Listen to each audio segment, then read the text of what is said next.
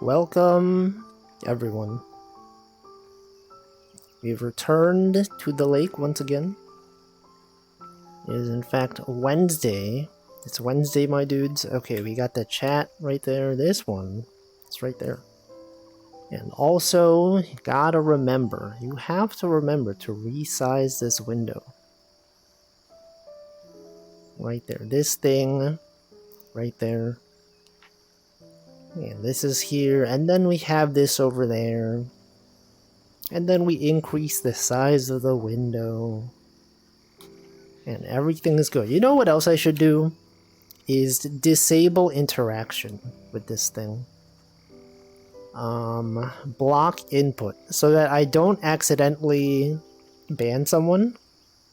That happens sometimes. Sometimes I'm just out there moving the window around. And I ban someone by mistake. Not this time. This time, if I want to interact with the window, I'm gonna have to go into this screen, and then I can scroll. Okay, no more of that stuff. This is all you need.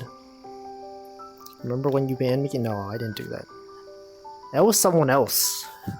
I don't think they've been back ever since. I don't even remember who it was. It was someone who, like, didn't really show up.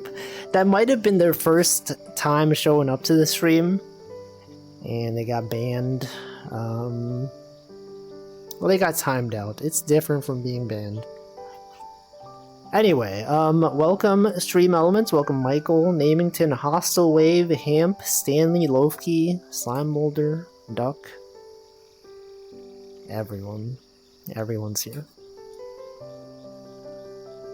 Band. What kind of show we running?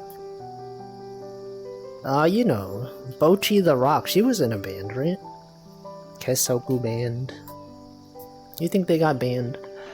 Welcome Hampflo as well. Anyway, as you may be able to tell from the title, I did disable Windows Fast Startup. And I think maybe that's what the issue is. You know how I always have this issue where I turn on my computer and then like 10 minutes later it restarts itself?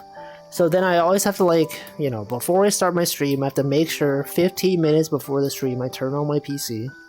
Just so that it can reboot itself, and then after that everything's fine. And then I also often have this issue where the time doesn't sync properly, and I have to like manually go into the menu and like resync it. And then I looked it up, I was like, okay, you know what? Surely this is like a widespread issue, right? Also, welcome Chocojax. And then I was like, okay, what if I look up computer or like PC reboots after 10 minutes and then everything is fine? And then I got a bunch of like threads and people were like, hey, I did this, I tried disabling fast startup and then it fixed it. It fixed the time sync issue as well. And I was like, wait a second, maybe I should try that. So I tried it. I just did it today, so I don't know if it works, but hopefully next time I try to turn on my computer, it doesn't have issues like that. And so for those of you who are unfamiliar with Windows Fast Startup, is basically, you know how like every time at the end of the stream, I like turn off my computer in this menu? Apparently Fast Startup makes it so that your computer doesn't really turn off. It just like preserves the state in RAM, and then the next time you start it up, it loads it from RAM. Something like that. And then that also means that if you have like system updates, it doesn't actually apply them. And then if you like updated drivers, it doesn't really work. I've also had issues with this, where I would like turn on my computer and then there was like a Steam VR driver issue, and then like I started my computer, I start up VR, and it's suddenly like, hey, everything's broken, it's not working. And I have to like actually do a restart, which is weird because I literally just turned on my computer, so it should work. But, you know, it does stuff like that. What's the time sync issue? Basically, like, my clock is always, not always, but pretty often it's like either fast or slow. And I think that's because of the fast boot, or like the fast startup or whatever. Because like, okay, so the way it works, It preserves the state in RAM, and then when you start up your computer, it's like, oh look, we have all this stuff already loaded, and so we don't have to like go through the whole startup process. And I think for most people it works fine, but for me, I've always had issues. And since I don't use my PC that often, I pretty much only use it when I'm streaming or playing games. And so I'm like, you know what, it's fine. I turned off fast startup, and I didn't even notice. The difference is like the same. The startup time, I barely didn't even see if it was actually slow. It seemed pretty fast to me, I don't know. But anyway, that's better than having to turn on my computer 10 minutes in advance. Wait for it to reboot. I'm assuming it works. I haven't seen any issues so far. Michael has that issue, but only by a few seconds. Do you have to like manually sync your time? I don't know, like I thought it would have handled that, but it doesn't. Yeah. Isn't that annoying though? It's like sometimes the different systems don't like, they check your system time, and then if your system time is too different from the real time, they're like, hey, you're trying to pretend you're in a different time. You can't do that. And so, yeah, it's kind of annoying. Sometimes things that just subtly don't work if your time is wrong. Often defaults to GMT. I've never had that happen. That sounds like it'd be really annoying. Anyway, I set that. Hopefully fixes things. And then the question that I have though is still, I don't really know why it restarts itself. I thought it was maybe some kind of hardware issue, and for some reason it didn't occur for like a year, and then it happened again after daylight saving time. But I don't know. Maybe that's now a thing of the past. I wonder why I didn't do this earlier. I guess I just dealt with it. I was like, oh, I don't know. Probably some weird hardware thing. I don't feel like, dealing with it. But now we know. I assume we know. Maybe we know. But that's a thing that happened. It was significant enough for me to title it, or title the stream, because I don't know, I never know what to title these streams, right? It's always just like, VR fishing, we're fishing, it's Wednesday, May the 29th be with you. I don't know, what do people even title their streams? You ever tune into a stream, you see the title, and it's like something that's not even memorable. I'm just saying things for no reason. Exactly, right? It's hard coming up with titles. Especially for a game that you play so often, right? If it's like, like a one-off game, or like a game that only lasts a few streams, maybe you could have it be something related to the title of the game. Some kind of pun, some kind of joke about the title. But this is like VR fishing episode like 100 something. There's no way. Also for the daily drawings that I do. I've done so many fishing streams, I don't know what to draw for the fishing streams anymore. And today's illustration was me as some kind of weird fishing. I don't know, it's on Twitter, you could see it. You could see it on twitter.com/Wolfington if you want it. You don't have to, but you could. It'd be cool, I don't know. But anyway, that's one thing that happened today.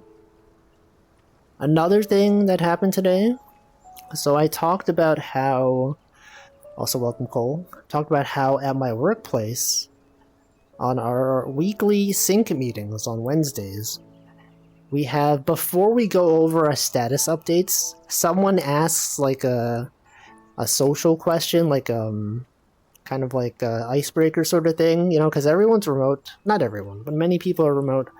Gives you a chance to socialize, and today was my turn to ask a question.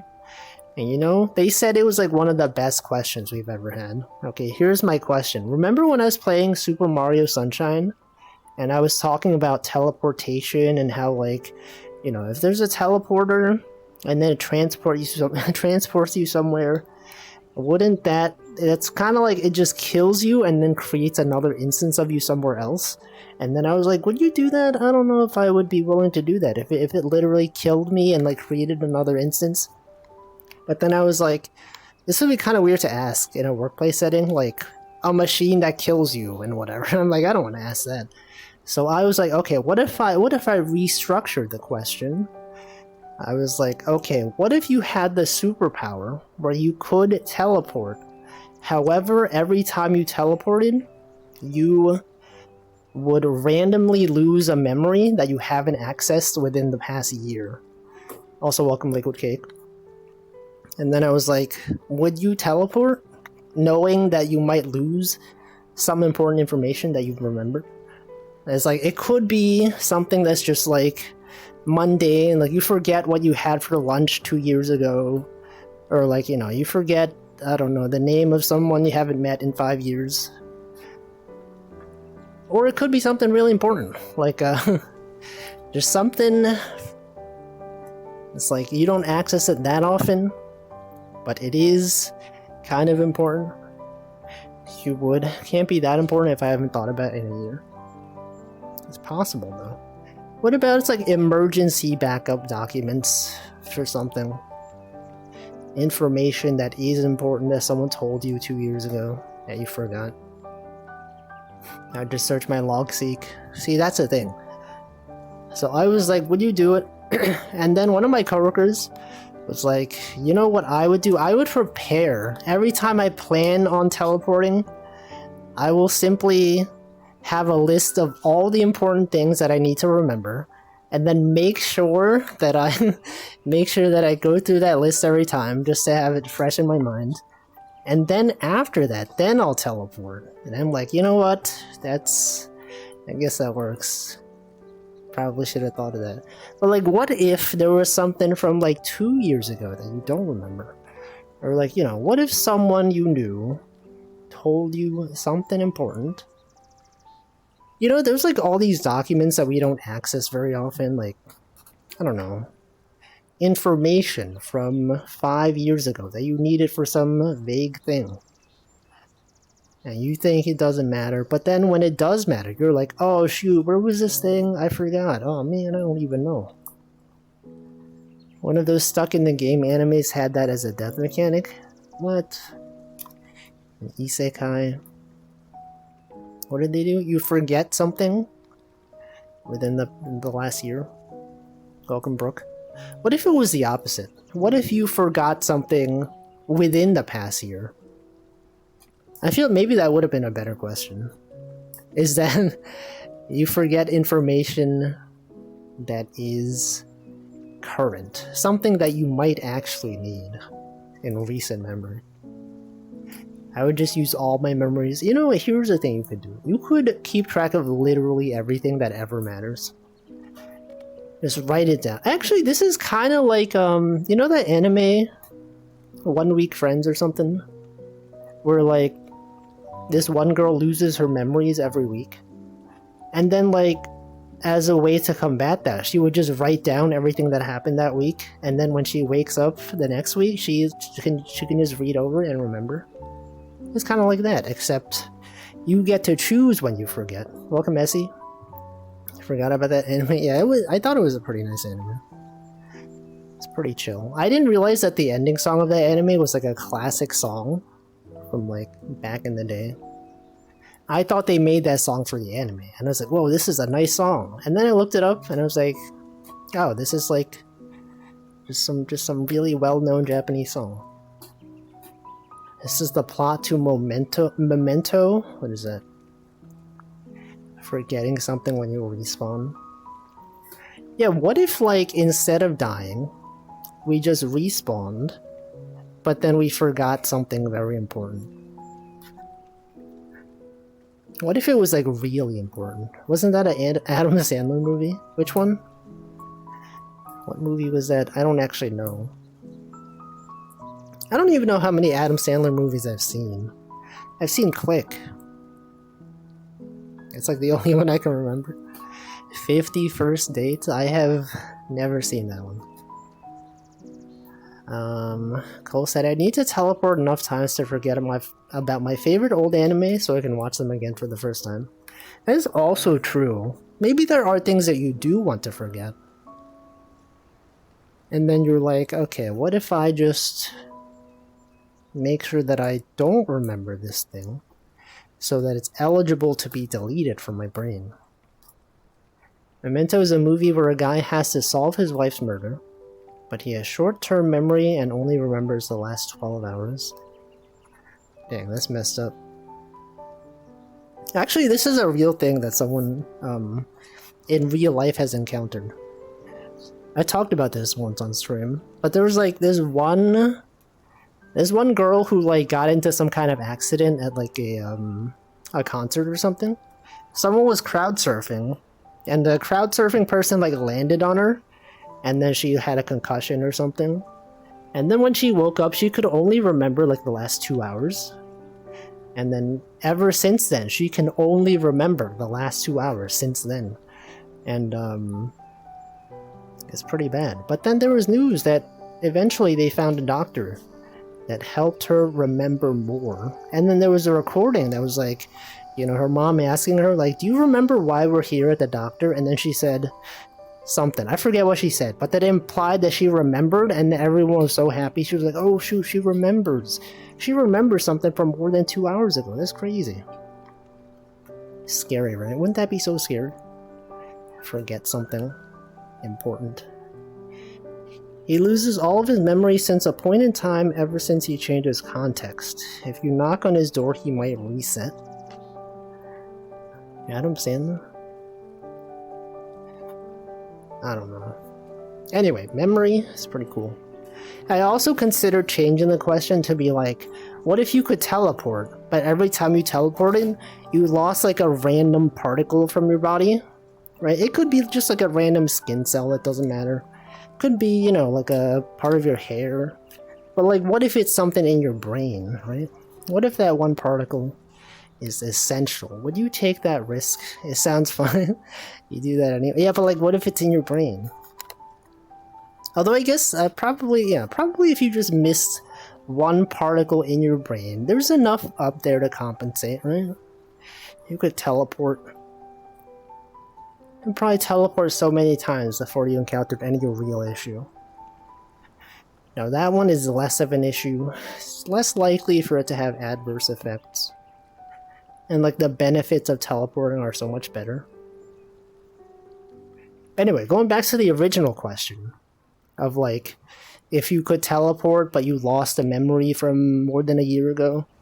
That one coworker said he would just write down everything that's important and then consult that list. And then pretty much everyone else was like, yeah, I don't know if I would do it. Seems like it'd be a pretty big downside. I was also like, you know, if I were to do it, I definitely wouldn't use it to like commute to work. I would use it for big things, like, you know, if I want to like avoid a 14-hour flight, maybe I would consider teleporting. And then one of my other coworkers, my manager, she was like, if it was just her, she wouldn't do it because she has like a child and a husband, and she doesn't just want to travel alone. And she was like, okay, does it also apply? Can I bring other people with me? And I was like, no, you can't. But then we realized there was a life hack. If you have a child who is less than 1 year old, and they could do it, well, they don't even have memories from older than a year, so they could pretty much teleport infinitely for free with no downside. Now that's the life hack. In this hypothetical situation, if you were somehow a 1-year-old child, then you could just do it. Unfortunately, the situation is not real, so it doesn't really work. What if they forget about the cost of teleporting? I don't know. Yeah, okay, also, yeah, what if they got so used to teleporting that they just keep doing it, and then they don't think there's a downside, and then they spend the next, like, 20 years of their life teleporting before they realize And then they're like, wait a second. Every time I teleport, well, maybe they don't even realize. Maybe they just grow up thinking they have bad memory. See, Michael said, what if you could teleport, but whenever you get teleported, you forgot how hamsters knew how to drink from the thing? I would do that. I would be fine with teleporting if I could forget how hamsters drink. I could just look up a video. There'd be no downside. And then you get to re-experience learning about that. You could be like, whoa, wait, I wonder how hamsters drink water. And then you watch a video. And then you're like, I've never seen this before. And then you get to be happy. You get to have a good time. Living your life. With knowledge of hamsters. Anyway, everyone thought that was a great question. It was one of the best questions ever asked. And they were like, how do you think about this? Did you get this question from somewhere? And I was like, no, I was just playing a video game. And there was teleporting. And then I explained the whole thing about, like, you know, it will kill you and then reassemble you somewhere else. And then, like, I could just feel when I was explaining that, everyone was just staring at the camera like, I don't know what he's talking about. But the other question was good. What if we could teleport and it's in our genes to be able to, but the first person who teleported forgot how to? Yeah, they just don't know. I thought it was funny. When I was explaining it, I was like, you're ever like in a situation where you're explaining something like really in depth, and then like halfway into your explanation, you're like, this sounds so stupid, but you can't just stop explaining it because you're like, you've already committed. You're like halfway through. I'm like, okay, well, I was playing this game. And it's teleportation. I'm like, you know how like the thing where like when you teleport, people say that you die, and then they just reassemble all your atoms somewhere else, and then, you know, like is it really you, or are you really alive? And then I could be like, wait a second. No one is saying anything. They're just looking at me, and they're like, wow, yeah, that was a good question. But the other question was good. That's when you fake a phone call. Oh yeah, oh sorry, I got someone's calling me. Sorry, I gotta take this call. On the original topic from last stream, was it discussed that there's a risk that the old you isn't even killed? We have not talked about that. I think we just assumed that it would work. Wouldn't that also be kind of messed up? If you could teleport, but then like the you that was in the previous actually, yo, what if you could, every time you teleported, a new version of you was created somewhere else, but then the old version dies, but then the particles don't go away.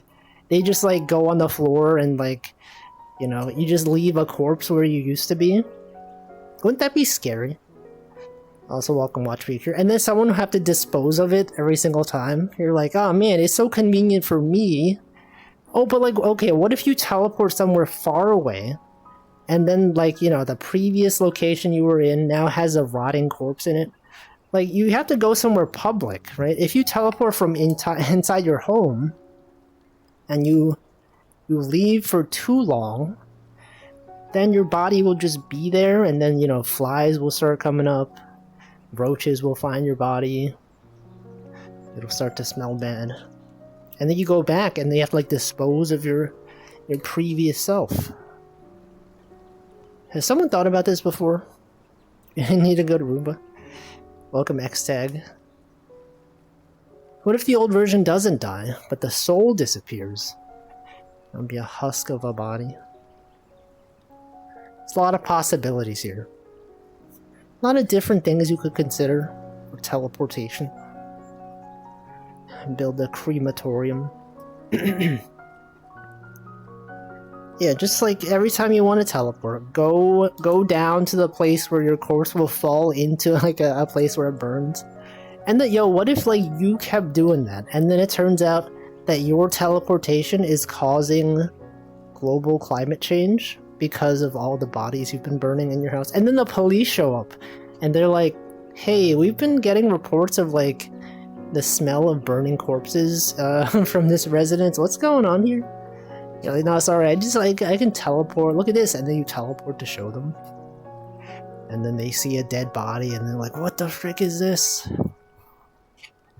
I don't know. There's a game I know that talks about this theme. Telling you the game is kind of a spoiler, which makes me conflicted. Oh man.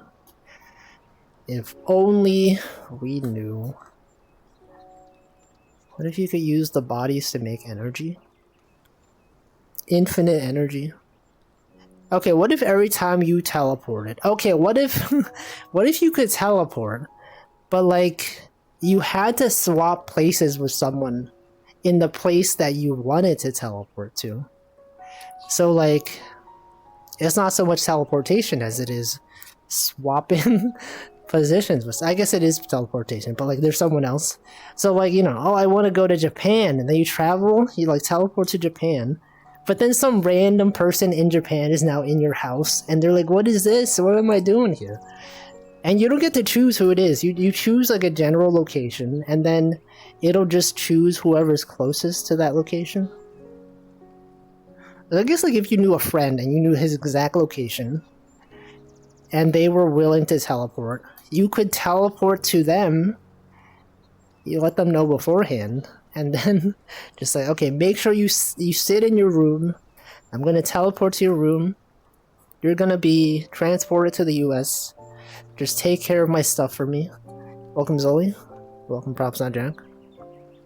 The crematorium. Okay, what if it's like someone that's not... Yo, and then what if later on the twist is that it also works for dead people? So you're like, I'm gonna teleport here, and then you don't realize that you teleported into like a tomb or something, like a like a casket, and then you're stuck in the casket, and then you have to teleport back out.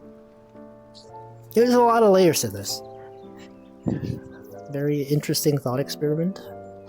Teleportation, but with different downsides. Yeah, random Japanese person.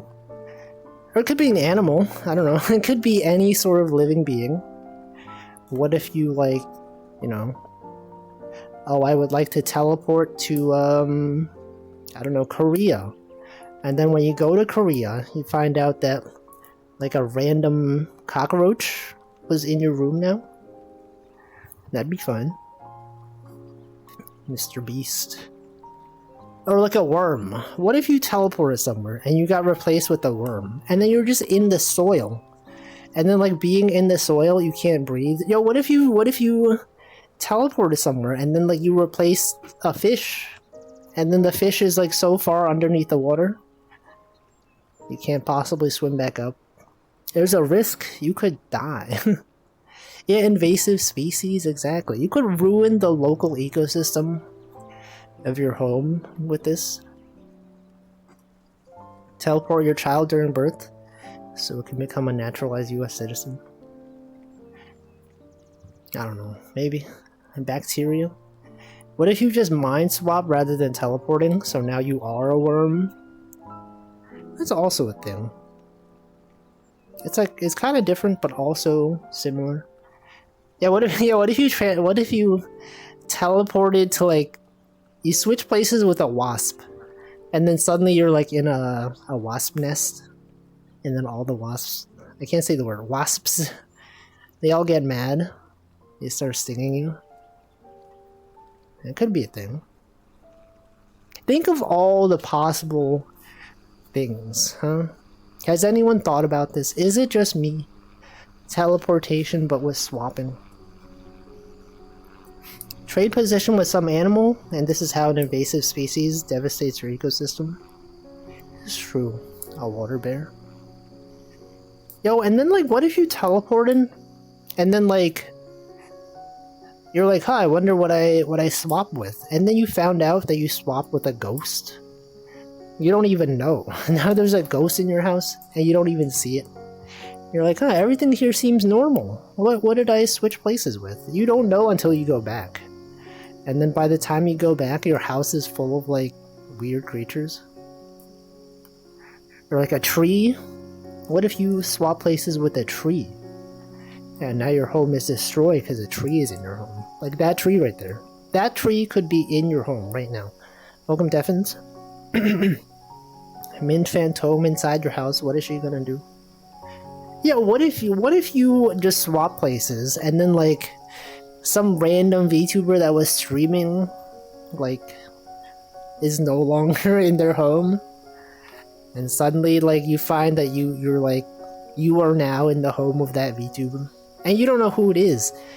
You're just like, huh, I wonder who this is. It's crazy. There's so many things to think about. Teleport 2 meters above a deep pool in the location of choice, hard to die. Well, okay, what if it doesn't? What if you don't get to choose exactly where?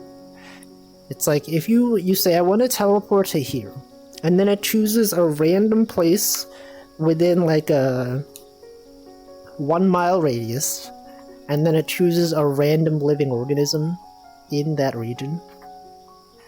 Could be anywhere. What if you were in the sky? What if you teleported and there was like a bird, and then you swap places with the bird, and then by the time you're there, you start falling? You start panicking. And then if you're fast enough, you could teleport again. Unless there's a cooldown. What if there was a cooldown? You could only do it after some amount of time. It'd be risky. You could die so easily.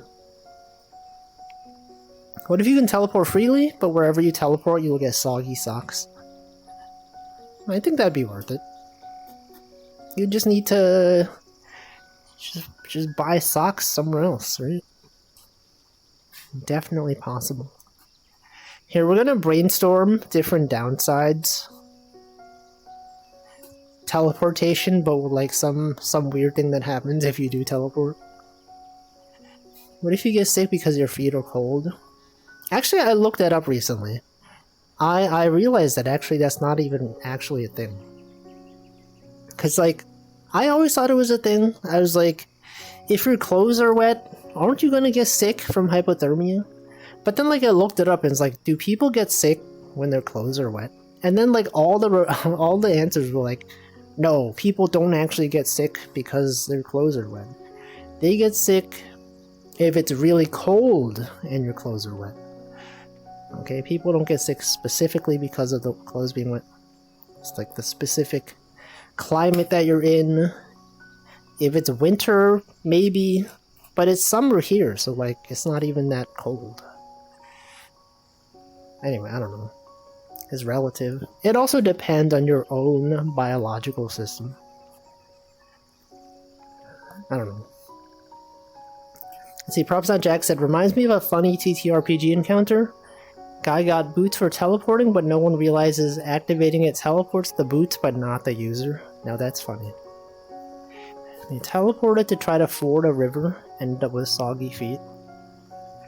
It teleports the boots. Well, then the boots just go... the boots just go somewhere else. What if the teleportation caused you to make all socks soggy for a day? Yeah, what if you teleported, and then it caused an inconvenience to everyone around you? Also, welcome to Maya. You're like, oh, I'm gonna teleport here, but suddenly everyone within a 1 mile radius will be, will have a bad day. I guess you could do that. You could consider whether it's worth it. And then you're like, okay, to minimize this, I'll go where there's like not that many people. But then if you keep teleporting there, then everyone in that region will like be really depressed all the time. And then it would have lasting impacts on the ecosystem, the economy. They're not going to show up to work because they're so upset. It could be a chain reaction that ruins everything. Teleportation, but Wolfie streams a bit later that day. Yeah, teleportation, but then your favorite streamer cancels their stream, and everyone's upset because everyone knows that you're the reason why. I don't know. Many such things could happen. It's a cool thought experiment. Trolley problem.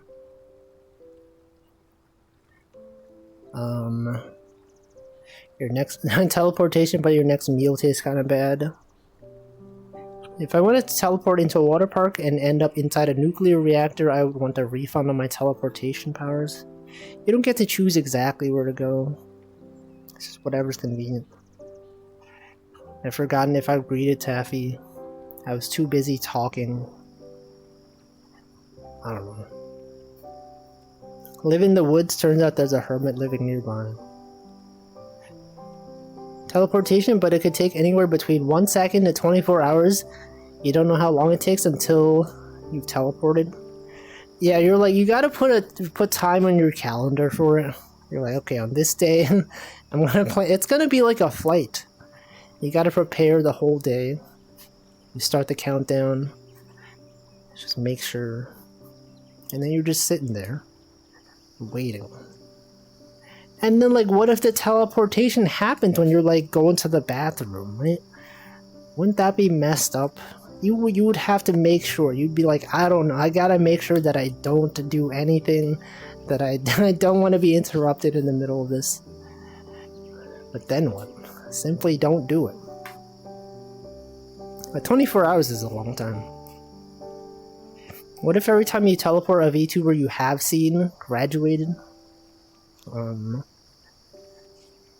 Would you do it?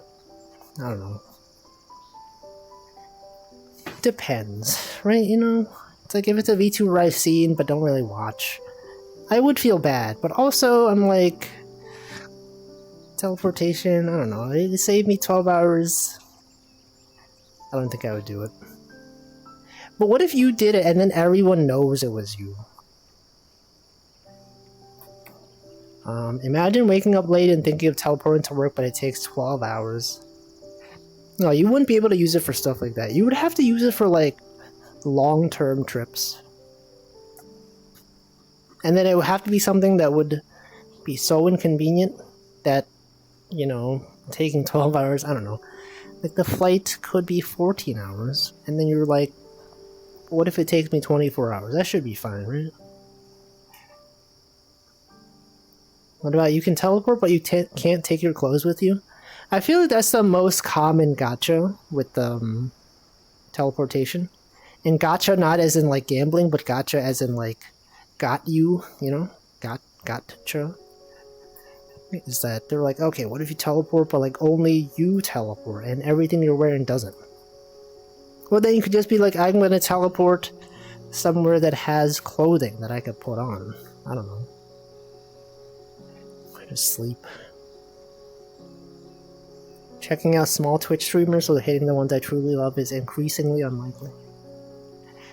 Yeah, just watch many VTubers so that your teleportation is unlikely to cause someone you care about to graduate.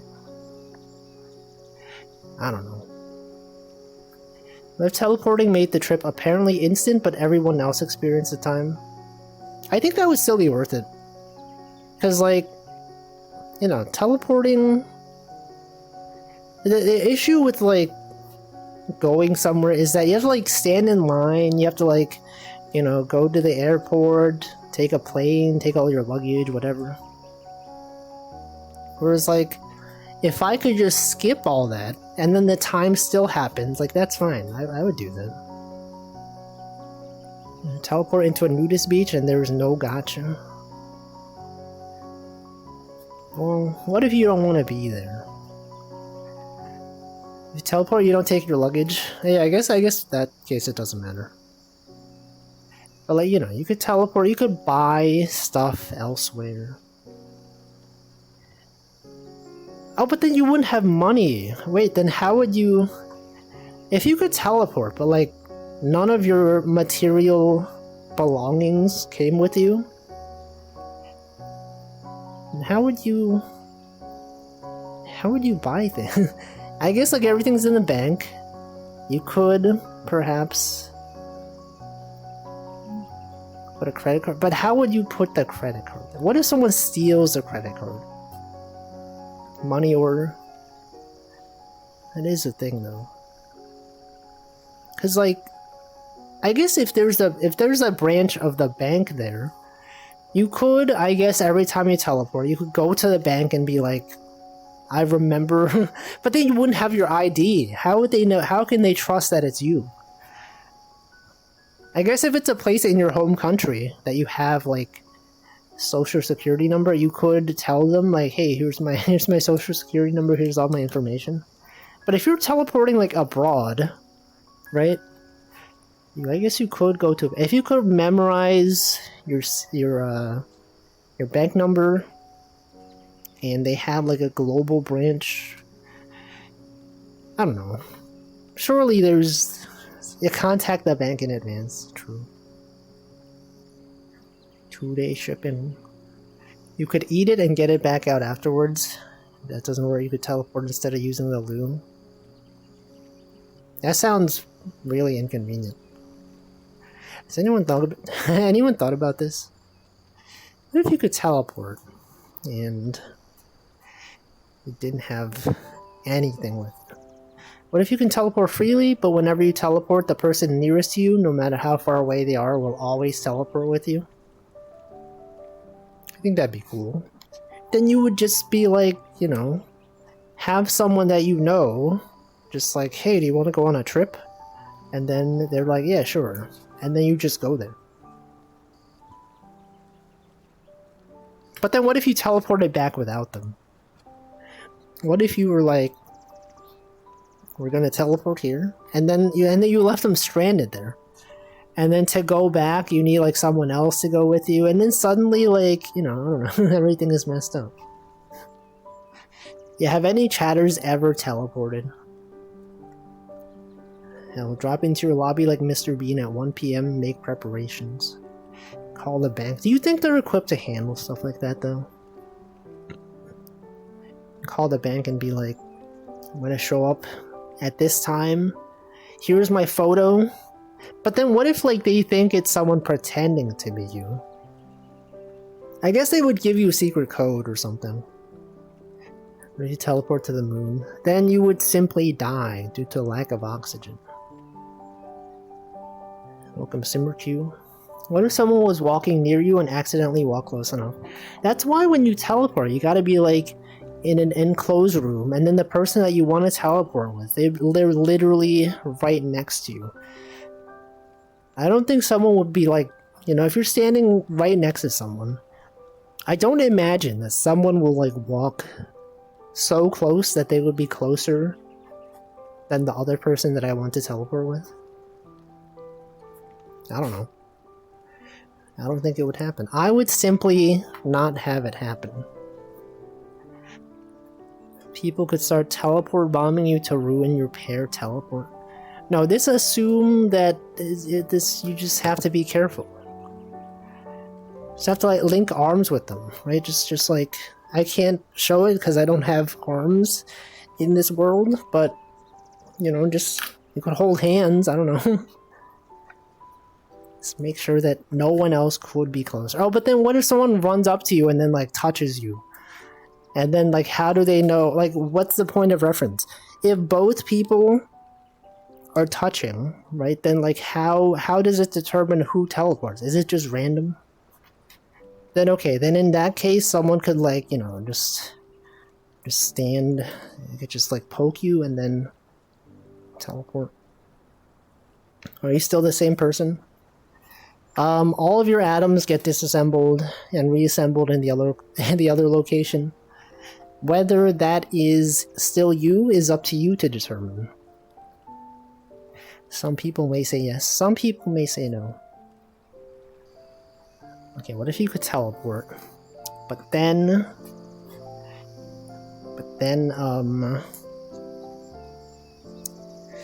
I don't know, a fish shows up. Welcome, Cass. What if you can teleport, but there's a 0.5% chance to teleport to a random location on Earth? 0.5 is pretty high, honestly. If you teleported enough times, I feel like that would happen. Yeah, we talked about this. The ship of Theseus, the same thing applies for teleportation. Just teleport back, that is true. But what if it had a cooldown? What if, like, you had to wait 24 hours? Then you could be stranded somewhere. You could be on the top of that mountain. You couldn't be anywhere. Or if teleporting caused you to lose 1% of your lean body mass? I'm sure some people would do that just to lose weight. But if you teleport but it makes you super drunk when you land, I would not do it then. I've never even been drunk. I've never even had alcohol. You think I would show up somewhere drunk and then people would be like, imagine explaining that to someone. They're like, dude, you seem drunk, what's going on? You have to be like, oh, actually, like, I can teleport, but then, you know, there's this downside where, like, I get drunk every time I teleport. You don't want to lose the lean bit of your weight, though. Makes you weaker, but not less fat. I'm sure people would still do it. Probably. I don't know. I would always take public transit and then always teleport back home. Teleport but you dunk when you land. What if you don't land near a basketball court? And then you're just stuck there with nothing to dunk. And if it had a chance to teleport you to the UK and you lost your teleport ability? I don't know.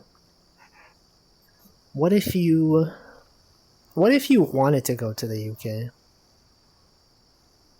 What if, you know, you had a plan for, like, in case this happens, tell everyone I know that I might be in the UK, and then, whatever. Schedule your return flight. Star Trek teleports working on Ship of Theseus rules was always messed up. A bunch of people got stuck in the teleport. What if when you teleported, some random part of your body was replaced with another animal? Like your arm is suddenly now like a fish fin? But it only happened sometimes. Very rarely. Teleport while you lose gold? No. Teleporting license. You combine it with the fly. There's too many situations. Infinite content. You bring this up with another streamer. You could be like, hey streamer, if you're out of conversation topics, we had an interesting discussion about teleportation with downsides. I had a nightmare about being stuck in a skyscraper as terrorists stormed the tower. What the... Teleport, but wherever you do, you have to listen to a random sound. It has to be an allied ward, tower, or minion. Is that a reference to something? You would take the option to have the option. You would take the option to have the option to teleport to the UK in a pinch. Die Hard. Imagine teleporting and for 24 hours listen to Boy Oing Oing. Hold on.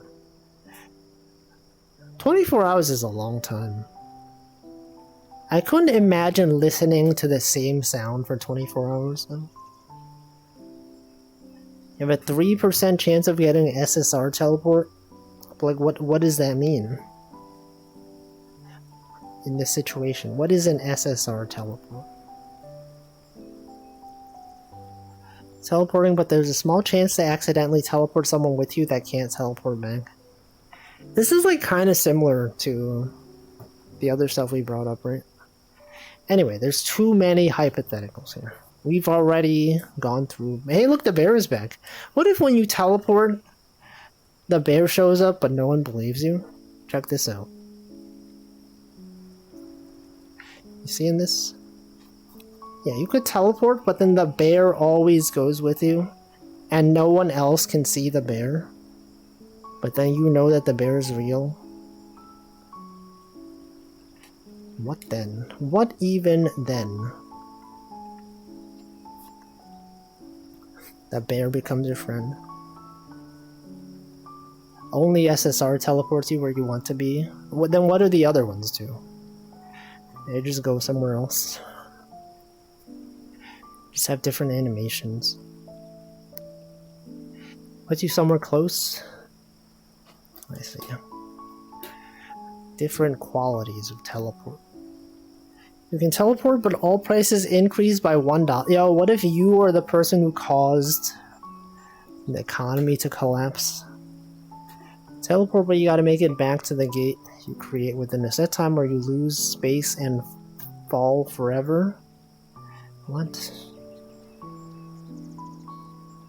Teleport does a 50% chance to meet a random bear. Chance to meet a random man. What if you could teleport?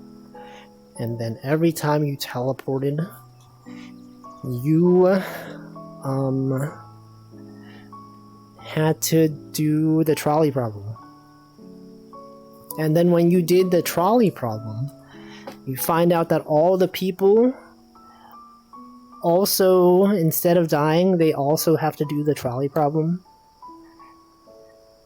And then everyone in that trolley problem has to also do it. What if instead of dying, everyone was forced to repeat the trolley problem infinitely, and then a certain threshold was hit, and then the people die? It's like double it and give it to the next guy. Now, if you had the trolley problem, but only one person was destroyed by the train, then it would take longer for everyone to die. But like eventually everyone does have to die due to this setup. What is your favorite trolley problem? I don't have one. I do not enjoy the trolley problem. What if you could do the trolley problem, but then everyone, instead of dying, they had to watch their favorite VTuber graduate. Now, if one person, what if the one person, I don't know, whatever. Just things to think about. Waiting for double-edged trains that flip between tracks. What if instead of the trolley problem, it was like that, except instead of that, they were stuck in a thought experiment and had no escape. I don't know. How about the ship of Theseus? I don't know. What about it?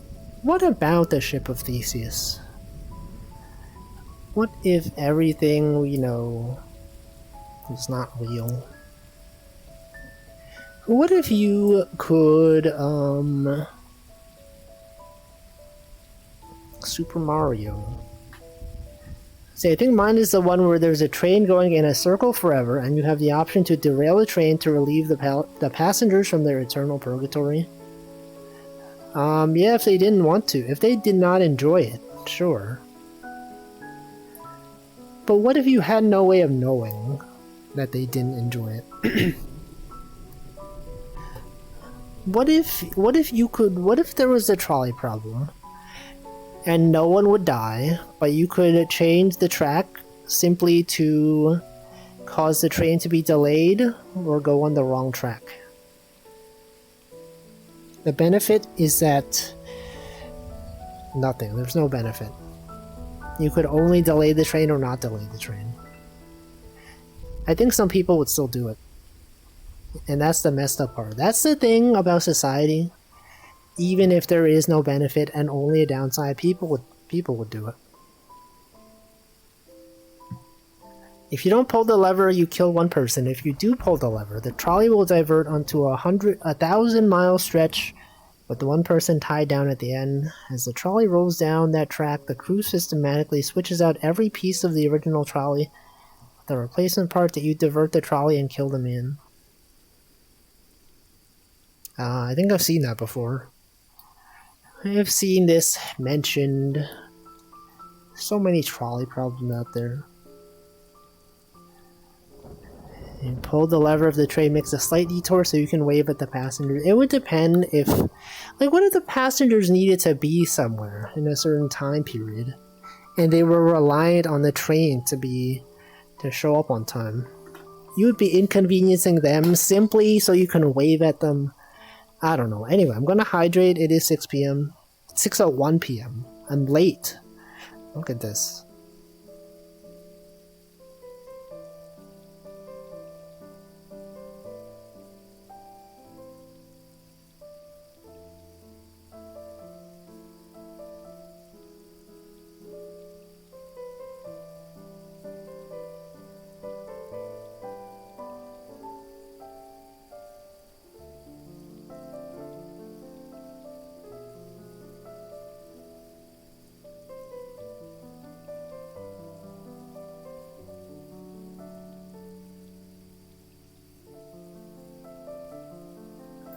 Alright.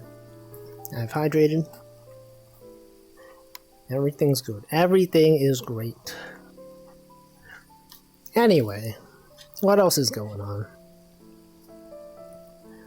Yesterday was pretty nice outside. It was so nice that I took the train to work, and then I could have waited for the transfer, but then I was like, you know what? This next train is coming in like 8 minutes. For me to walk to the office from here is like 15 minutes. I'm just gonna walk. And then I walked and it was nice outside. It was good. And had some good food. And then I came home. And then I watched some streams. It was good. It was a good day. AM walking. What if the man's atoms are also replaced in that time? You've killed something that didn't exist at the time of lever pulling. It's crazy. Welcome, Nutritious. I feel like I didn't say your name right. I just said it. Welcome. I recently learned that the majority of distances in my city are walked. I think that's cool. I think it's cool when you could walk places. It's messed up when all you can do is drive. Imagine needing to drive places. Could not be me. Or bike. I've seen some people with motorized scooters. Those seem kind of cool. Driving went down public transport. What? Driving went down public transported and biking increased. Oh, it's okay. Wait. Driving went down. Calm up. Transport. What? Transported and be what? Public transport. Oh, public transport and biking increased. Yes, that makes sense. Yeah, imagine transporting. Imagine going to places. You all remember when Razor scooters were popular? Back in the day, back in the early, the late 90s, early 2000s. Lots of skateboarding in a maid outfit for a commute. I don't even have a maid outfit. I don't even know how to skateboard. Had one. Yeah, I didn't have a Razor scooter. I had like a knockoff one. Because like Razor scooters were pretty expensive. They were like the name brand one. Everyone I knew had like an off-brand one, and yeah, they would destroy your. They would in fact destroy your shins as the things rotated. Cars, movement device, scooters. It was good. And then times are changed. I don't see anyone with those scooters anymore. When was the last time you've seen someone with that type of scooter? I feel like I've seen motorized scooters, but not the manual ones. I guess they probably exist in some places, right? Isn't there a thing called Lime scooters?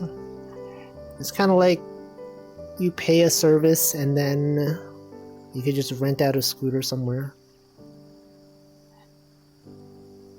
Electric scooters. Are those the Lime scooters are not motorized though, right? Those are just actually no, I guess they probably are motorized. I don't know. Are they? I've never seen them in New York. We have City Bike here. It's kind of a similar thing. Lime is electric. I actually don't know. Electric scooters. See many of them even in residential areas. Does your city have like a bike rental thing, kind of like City Bike in New York? There's like a problem with City Bike where like, so the way it works is that they have like City Bike stations in certain places and you could rent out one. But then like it's not guaranteed that your location will have enough space to park your City Bike. So you have to go to like someone, like another station somewhere else, and then you find out that that one doesn't have space. And then like then maybe eventually, you know, the closest City Bike station is like actually kind of far. I don't know. Scooter rentals in LA. Issue is usually people dropping their scooter wherever. Isn't that like part of the I think the Lime scooter thing was like you could just leave the scooter anywhere. That was like part of the drop-off agreement. And that sounds like it would be annoying. But yeah, if they have dedicated places to drop them off, it makes sense. I know some people who use them. I don't know if New York has an equivalent thing for scooters. Actually, let me look it up. Does it? Because I feel like all the times I've seen people with motorized scooters, it's like it looks like the same one. They're all like black. I mean, I guess that is just a common color in general for scooters, but they all look like the same brand. New York City rental scooters. It's gonna show my location. Results for New York. Yes. Oh wait, wait a second. It is these. Oh, so maybe the ones I've seen were all rentals. Huh. Yeah, they all kind of look like this. I didn't realize. $20 an hour? What the frick? That's kind of expensive. $20 an hour? Scooter showing up in New York and New Jersey. E-scooter. Would you pay $20 to ride an electric scooter? For an hour? Come on. It's like so much. You could take the train for less than $3. How much is an Uber? I don't know. It's pretty expensive. But like if you're in New York City, you probably would consider just taking the train, right? I don't know. Yeah, Ubers are expensive. Now, we talked about this. We talked about how in some places it's cheaper to Uber than it is to drive, or like to own a car. But this is different. This is like owning a scooter. How much does an electric scooter cost, right? It's definitely under... I don't know. Is it under 1,000? Maybe. Yeah, it's like hundreds of dollars. Definitely not 1,000. Maybe the good quality ones, the really good quality ones, maybe 1,000.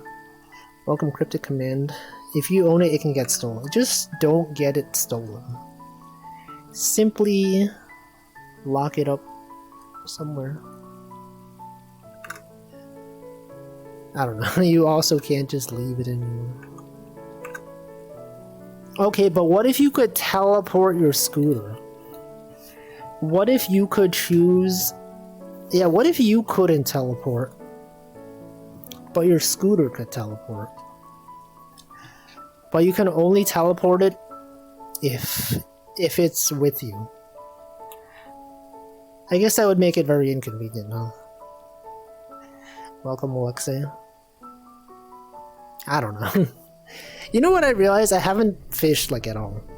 We are more than an hour into the stream. I have not even cast this line ever. Here we go. The first actual fishing of today. We've just been talking about teleportation. What if you could teleport, but then you can't fish anymore? I've also been sitting. I should stand up. Instead of sitting, consider standing. Okay, the first fish is here. I don't know. When will we get Walfa's stand? You know, that is an underrepresented emote in a lot of places. I know some people have stand emotes on Better Twitch TV or 7TV, but I feel like no one has it as like a regular standard emote on their stream. But like, when would you use it though? When would you use a standing emote? Besides when the streamer talks about standing. Could be like, I don't know, when you're sitting and then you want to stop sitting and you stand up.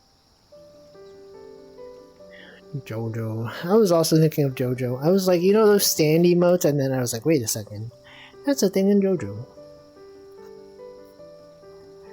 When you act normal, you stand.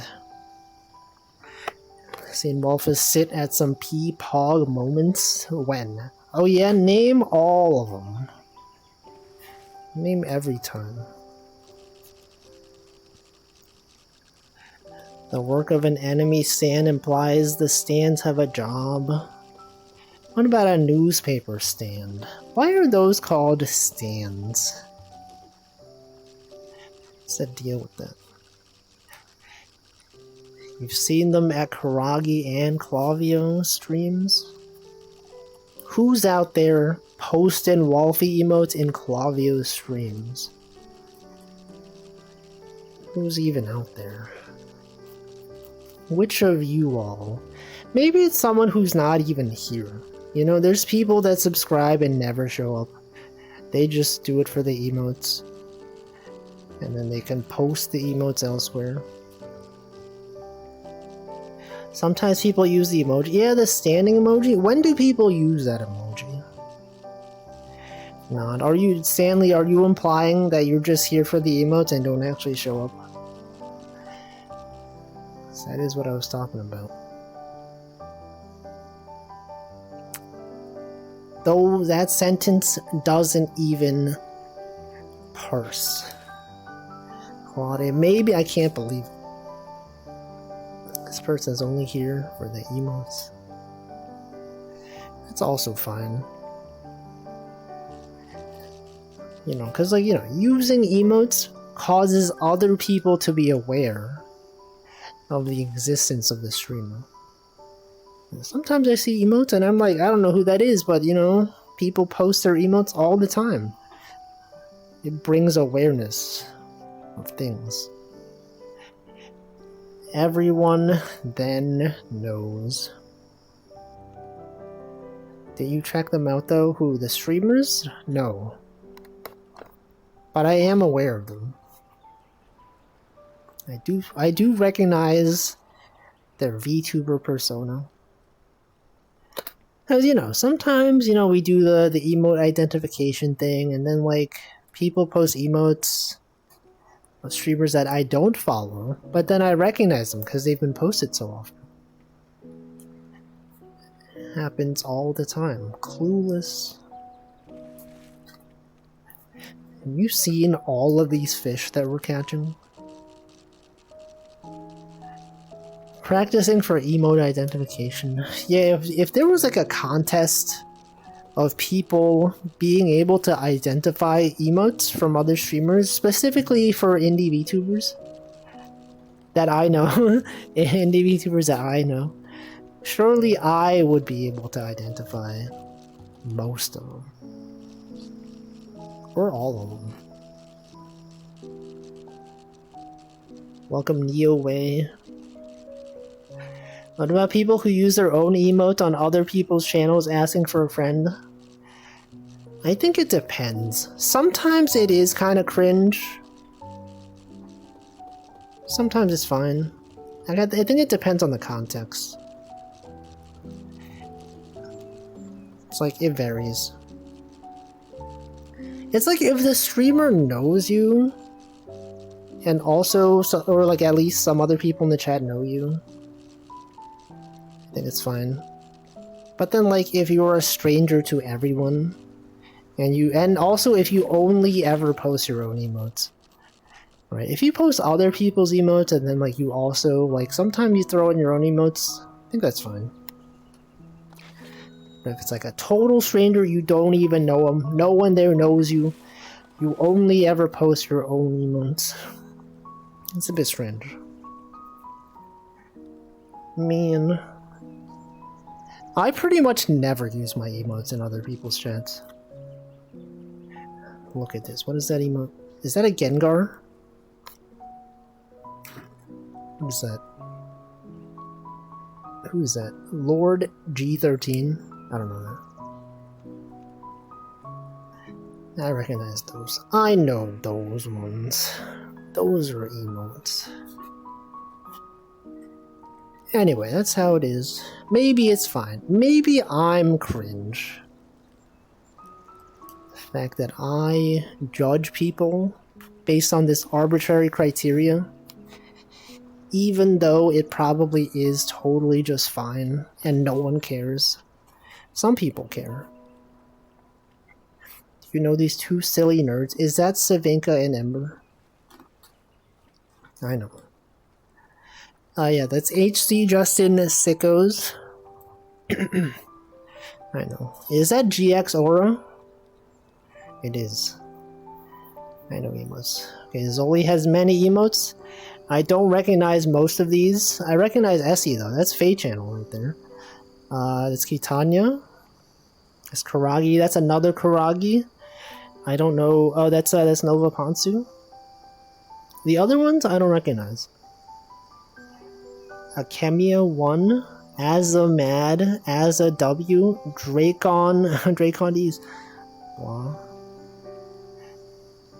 Faye Aku, Ichigo. I don't know these. I don't know these. It's fine as long as you're not spamming. You know. I know that. I know that. That's Be Kind. That's Hamflow 3 Be Kind. I've seen that one. I will use my emotes that don't look like mine. What if someone knows it's you? What if they're, oh, this Hamflow guy is always posting Hamflow 3 Be Kind. Cringe, man. Why would he want to be kind? Why not A kind? Why not C through Z kind? That's right, Z. I thought Hamflow uses his own Pog. I don't think he does. I use Hamflow 3 Pog. I feel like Hamflow usually uses Wolf's WoW. From what I've seen, it's a thing that he uses. Anyway, what are some emotes that I have? Yeah, why would you use that? See, the thing is, sometimes, like, I have emotes that I wish other people had. Like, I can't, right? I can't. That's such a good emote. When I don't have Nino Eggins' I can't emote available, I don't know what to do. Because I feel like LOL doesn't convey the same emotion. Right? There's just something very different. Omega LOL is also pretty different. I have my own, but like I don't want to use it. Because then people are like, what the frick, this guy's using his own emotes. And I feel like most people don't care, but I care. I don't care. I mean, I care. Other people, I don't know. It's just how it is. But you know, if you were considering having emotes, could you consider having an I can't emote? Could ask Choco to make one? I asked for one. Did I ask for one? I don't know if I did. I feel like, you know, when she was drawing emotes, I've definitely made some suggestions. Maybe that was one of them. I don't know. Yeah, but it should be someone that I'm normally subscribed to. so that I know that I will always have it available. Okay, what are these emotes? No, only if it's someone that I'm subscribed to. I don't recognize many of these. What are these emotes? Who are these? Is that... That's not Annie, right? Is that Annie? That's not Annie. Maya. I don't know these people. I've never seen any of these people. Wait, Lemno. That's Lemno Nikes, right? Giga. Fenrir. That's a lot. That's a lot of people. Corey noted. Go to Germa and demand an I can't emote. What emotes does Germa even have anyway? I know he has a pointing emote. He has the Jupiter emotes. The 4-part Germa Jump 1, Jump 2, Jump 3, Jump 4. What are his other... I guess we could check. Twitch emotes. Germa. Germa 985. Germa Birthday, Germa BLD, Germa Chomp, Germa Comet, Germa Defoe, Germa Disgust, Germa Earth, Germa Egg, Germa F, Germa F. I feel like I never see anyone use these emotes. I've only ever seen Germa Jump numbers. Germa Meowdy, this is a good one. No one's ever used this one. I've seen Germa Point. Germa 1 guy, I've seen it at least once before. Germa Radish. Germa Rat? Germa Rat S? Germa Sour? Germa Upset. Oh, I've seen Germa Thing. Germa Sun. Germa Saturn. Germa Shrimp. Germa TV. Germa Slug. Germa Walk. Germa Soon. They use the most unhinged ones. What's the most used Germa emote? Substituber? It's a lot of emotes. I don't know. I can't even identify these. Is that Thief Channel? That's not Thief Channel. Oh, this is Artemis of the Blue. I know that one. I don't know that one. That's Aura GX, right? Or GX Aura, whatever. I don't know these. I don't know these. Yeah, wait, that's Kieran. I know Kieran. Other ones, I simply don't know. Oh, I know Laplace. Anyway. Emotes, you know, the wide world of emotes. Everyone knows emotes. You ever see an emote and think, wow, that sure is an emote. Sure love that emote. Well, these are some of them that you could consider. There's so many YouTubers. Some might even say there's too many. Who would say this? I don't know. Hamflo. It's Hamflo. He's the one who said this. He's always saying this. He's always saying he wishes there would be fewer VTubers. You're familiar with Choco J Wood? Now get ready for Could. What did he mean by this? What does Zoe mean by this? I simply don't know. Thanos? I don't know. I've never even seen the Avengers. I don't even know Thanos personally or non-personally. Never even met the guy. I don't even know what Thanos sounds like. Actually, has this ever happened? There's like a really well-known person or something, and then you're like, you've never actually heard their voice, and then when you do hear their voice, you're like, wait, they sound like that?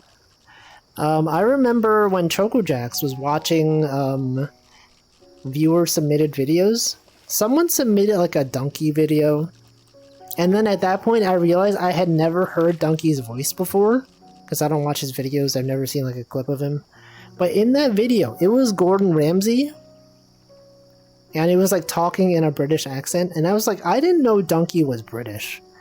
And then everyone was like, Wolfie, you're so silly. He's not British.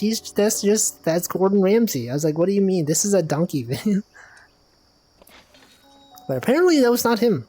I still don't know what Donkey sounds like. Donkey has a unique voice. Well, I don't know it. And maybe, what if I never know it? What if everyone's like, you gotta know Donkey. He obviously sounds like this. Like, what do you mean he's not British? This is the only content of his that I've seen. And it was a Gordon Ramsay video. I still don't know if he was doing a Gordon Ramsay impression, or like if the video was actually literally just Gordon Ramsay's voice. I don't know. I just don't remember. I might even never know. But yeah, there's like other people, like I think I've never watched a Pippa Pipkin stream, but then one time I saw a clip and I was like, wait, she sounds like this? I didn't expect that. There's probably some other streamers that I've heard people talk about, and I'm just like, I don't know. I just imagine their voices sound different. I'm sure there's like, I don't know, like some Niji Sanji members. There's so many of them. It's like I've never even heard their voice. You can technically get Pippa exposure through no, it's Uwo now. It's Uwo. He's no longer Uwu. It's Uwo Slab. But yeah, she collabed with to Uwo Slab with Razul, etc. I think that's where I heard her voice. I was like, wait a second, this is that's her. Yeah, Uwo Slab. See, I think the most Pippa exposure I had until I watched a couple longer collab clips was her playing with Uwo. Yeah, Uwo Slab. Has he embraced that interpretation? Does he sort of try to be Uwo's Slab? I don't know. I can't read that name without thinking Slab. It's actually physically impossible. Mari Ian's collabs with her is where I heard her the most. Are you now a Mari viewer?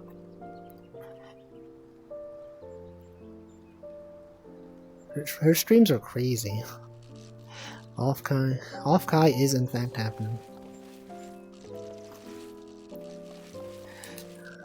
I view Mari if I feel unhinged. I've tuned into some streams and I'm like, what the frick is happening here?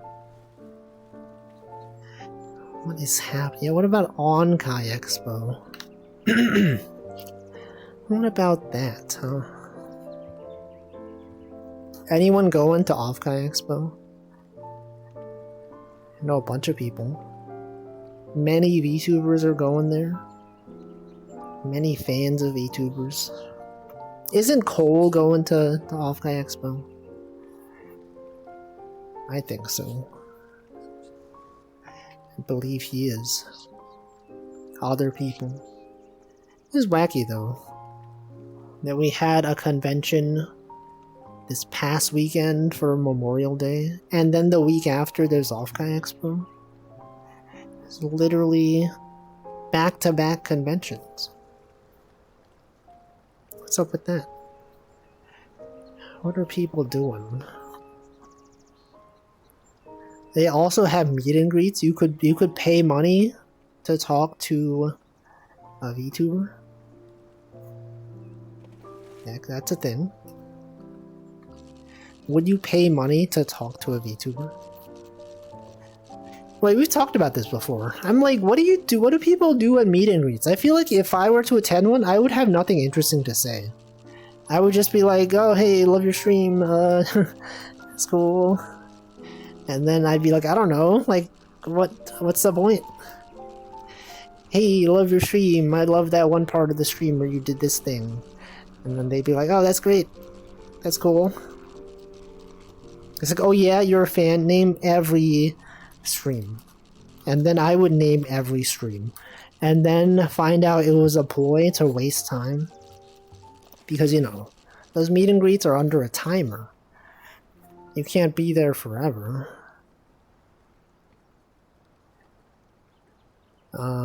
There's always a convention somewhere in the US. Yeah, but the US is huge. Namai said, going to conventions is too scary, I wouldn't be able to talk to anyone. But what if you already knew someone? Christmas. If you go solo, you try to listen on your surroundings and breach the containment of their convo.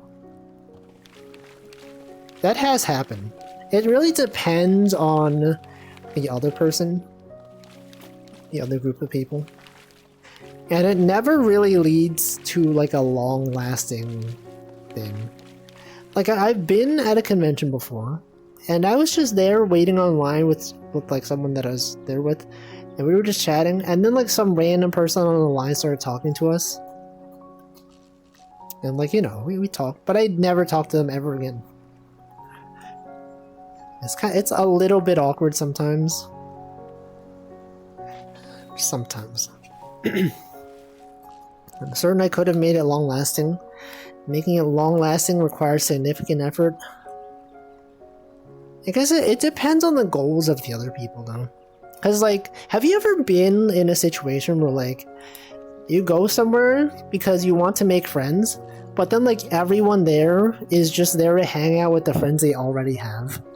And then it just feels really awkward. You're like, oh man, I don't know anyone here. I would love to socialize, to hang out with people, to make some friends, and then like they're all just talking to each other, and you're like, oh, I love that thing, and then like, yeah, so true, I love this thing, and then no one, you know, there's nothing. Hypothetically speaking, of course. If no one initiates and tries, it will never happen. So true. At a convention, people would ask you for quick doodles, and you do, and for you to do that thing you do every day, all the time. Yeah, it's like you go there to the meet and greet and be like, yo, can you say that thing that you say on stream? And then you say the thing, and they're like, he said the thing. They say the thing. He said it. Wow. True. Go to the meet and greet and be like, Wolfie, can you tell that bit about the teleporters again? And then I'd be like, ah, yes, sure. What if you could teleport, but then like, you know, you forget a memory, and they're like, oh, he said it, he said the line. Or like, Wolfie, can you say that thing about, do you think cats understand things? Do you think dogs understand things? Classic moment. Oh, Wolfie, can you, I don't know, can you drink water on the dot at 6 p.m.? And then I'll be like, sure, I sure can. And then I do it. And they're like, it's just like on the streams. He's muted just like on the stream. It's like that famous meme, and so they were both bottoms. But what if they weren't? Wolfie says D's. Wolfie, can you do that thing you do on every stream? Where you say what day it is? And then I'll be like, oh yeah, today's National, I don't know, Pizza Day. Imagine being able to hear an IRL Choco J dog. What? Interesting that muted means something different when talking offline. Does it? What does that mean? Like that it's not loud? Isn't that the same thing? Is that not literally the same? What time is it? It's kind of hard to tell what time it is from this thing, because the overlay shows the Spotify logo. It appears to be 6:30 something. 35. You know, that's good enough. It's time to go into night mode. Night mode, better for my eyes. Muted means calm, low energy. Is that not like the same? No. It's like the difference between like totally silent and just being silent-er. Maybe Wolfie could stream Catch and Release in real life. He wouldn't be able to see his fans, and the VR headset would maintain his anonymity. No. You know, that was suggested to me. Back when Offkai Expo was first a thing, the first time they ran it, the organizer DM'd me on Twitter, and he was like, hey, would you like to be a guest at the first Offkai Expo? I ignored it because I was like, oh, well, who is this guy? He wants to start a convention? Doesn't he know how hard that is? What if this is a bad convention, huh? Whatever. It's actually very successful though, so that's cool. But, yeah, I was like, I don't know, I don't really feel like it. And then he showed up to my stream, and then he was like, yo, you could just go fishing, you know, you could do VR fishing like you normally do. And I was like, I don't know. I don't really feel like it. And he's like, alright. And then I never talked to him ever again. Anyway.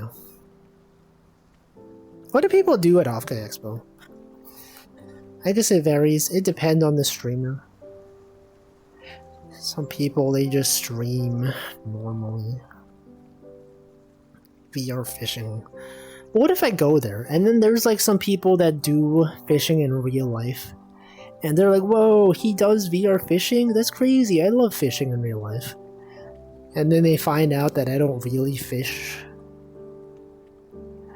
Don't even really do things. Meet with their online friends and favorite streamers. Smaller VTubers just hang out. Yeah, they go there, they meet up with the other VTubers that they know. They do the thing where they take a photo of like their phone with their VTuber model. Have you seen that? Everyone puts their phone in like a circle. It has their avatar on it. And someone takes a photo of that circle.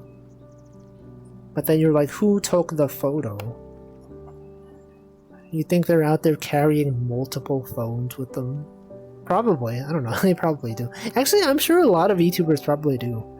Right? Because a lot of them have like a phone for VTube Studio, specifically.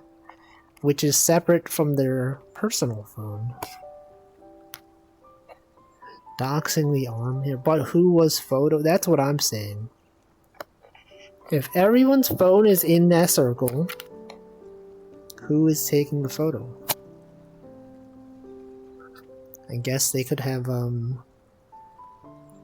a digital camera that is not their phone. Think about how that's a thing nowadays, huh? Everyone's out there. Everyone just uses their phone. And a lot of times I feel like the camera on my phone today is probably way better than any of the cameras I've had like 10 years ago. Just compare the quality. It's like, man, it's wacky. Technology has improved so much. I wouldn't say, well, you don't know the cameras that I had.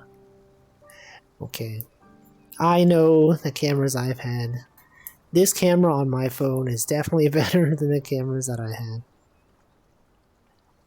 Digital camera for 1080 was better. It wasn't crazy. Oh, maybe yours, but mine definitely was worse. I've seen the photo quality. But it definitely wasn't as high resolution. Maybe... I mean, the exposure... Maybe the, I don't know what I'm saying. Things... The convenience of having the camera all the time. It's nice. Anyway. It's cool though. It's cool to see the improvement of technology over the years. Anyway, what else are people doing? Of the people that you follow, is anyone that of you people in the chat, you all, anyone going, or like any streamers you know going to Offkai? And what are they doing there? Are they socializing? Do some of them have panels? Oh, Big Ham's going. Big Ham, the VTuber, who is a large gaming hamster. people around Nabu are going.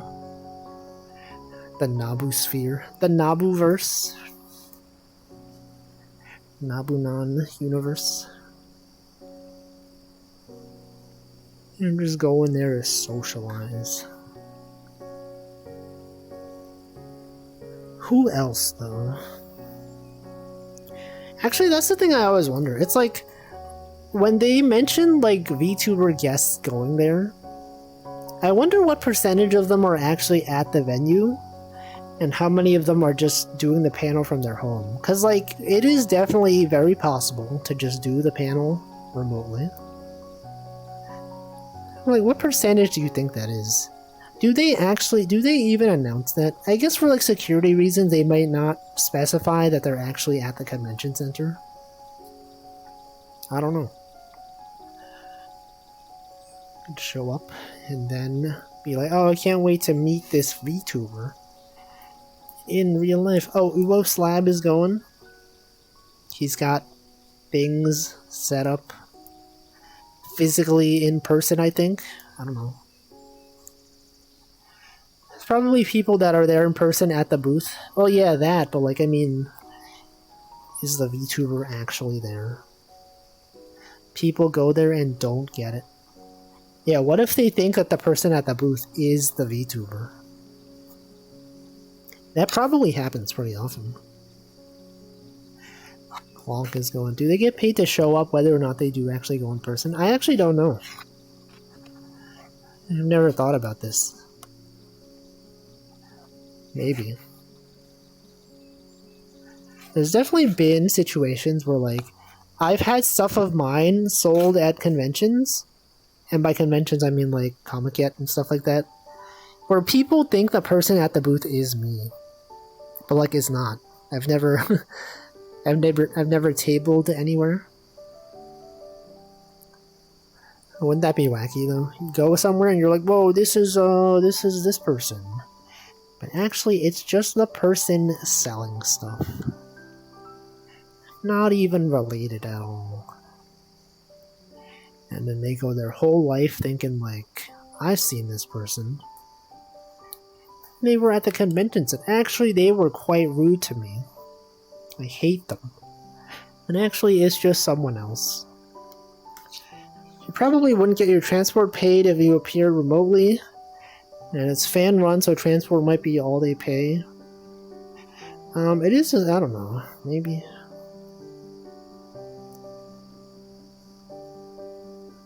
Do they have funds?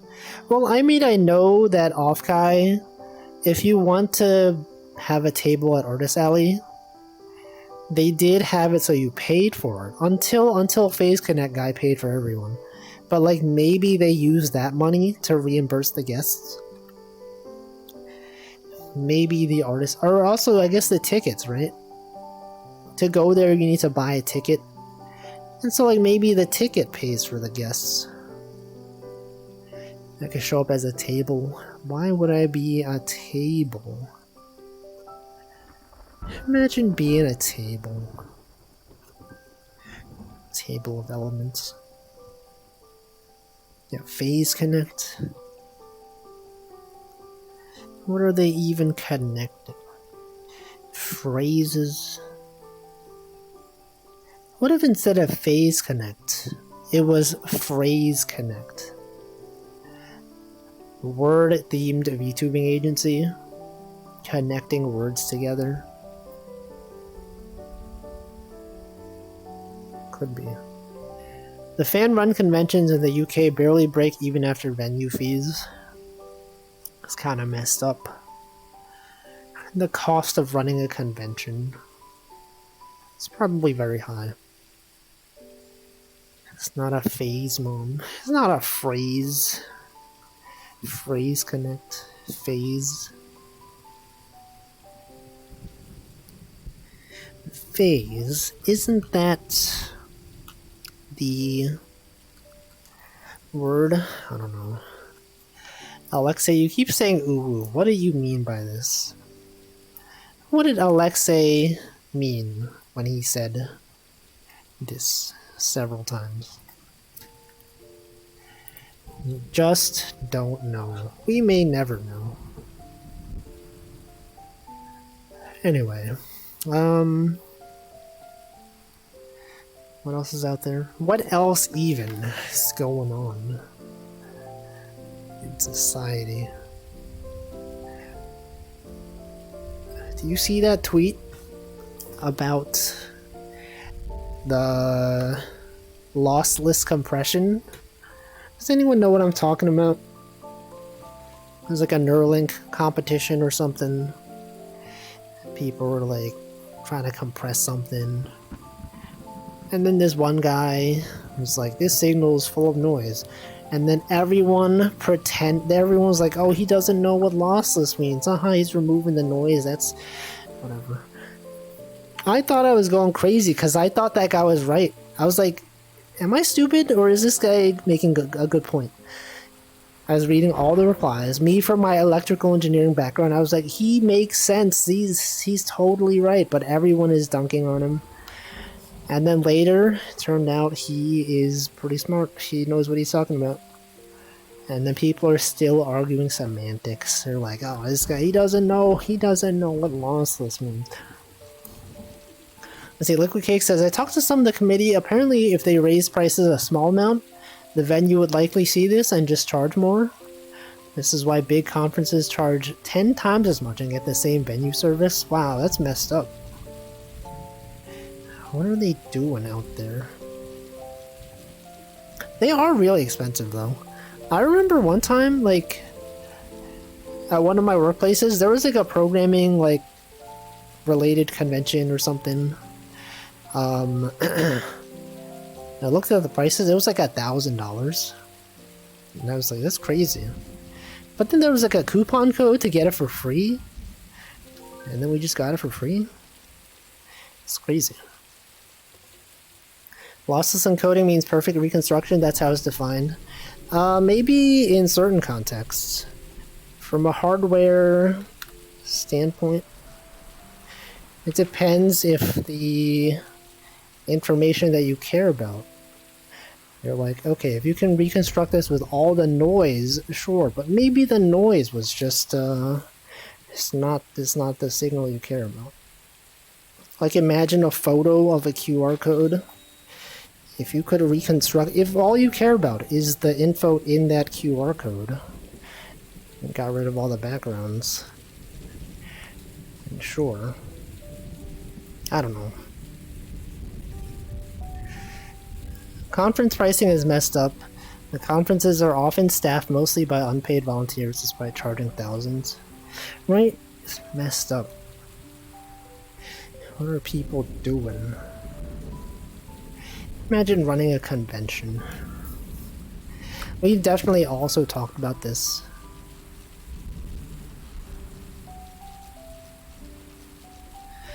Anyway, it's cool that Off-Kai Expo is successful now. They really had a goal, and they achieved it. Everyone loves Off-Kai Expo now. People can't wait to go. Do you think someone's gonna like start a second convention similar to Off-Kai Expo? But like more corporate? It depends on whether the convention center hires people. That is true. I guess like some of the people work for the convention center in general and not for the organizers of the specific convention. And I volunteered at a convention once. That was actually a lot less awkward.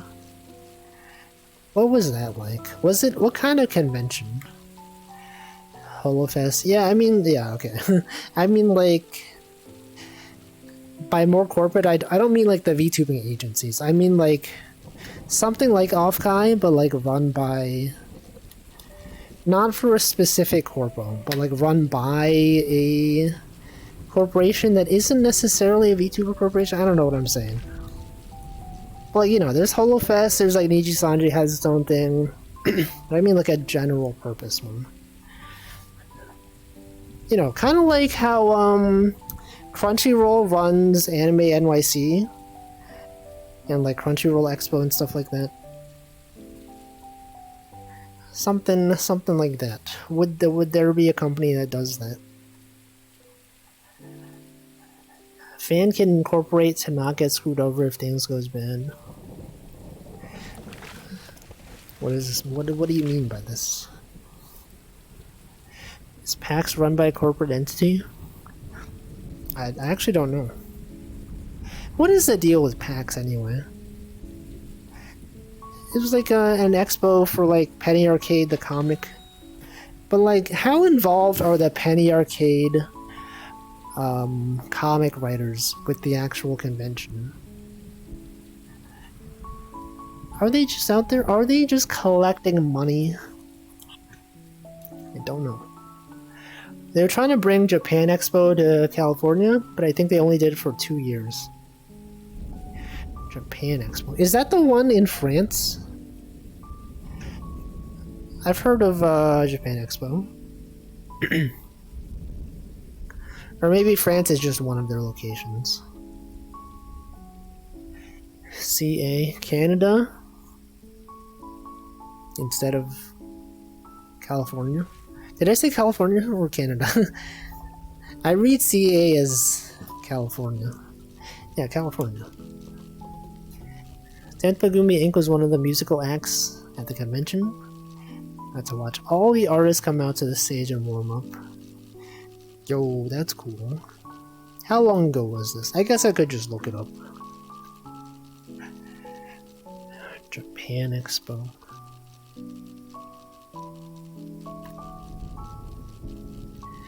Isn't it kind of wild that they can just call it Japan Expo? It's like it's Japan specific things. Do they have like an America Expo like in Japan? You think they're out there just generalizing America to be American cartoons, pop music, barbecue? Maybe they are. Probably is. They do have America-themed restaurants. I remember seeing a tweet where it was like a Texas-themed bar in Japan, and then like a Texan resident went there, and everyone was like, "Whoa, someone's actually from Texas!" And then they brought them on stage. I don't know. So wacky. It's crazy. I don't know how it is in the US, but here conventions have local karate, jiu-jitsu, judo, kendo clubs participating. It does have general things.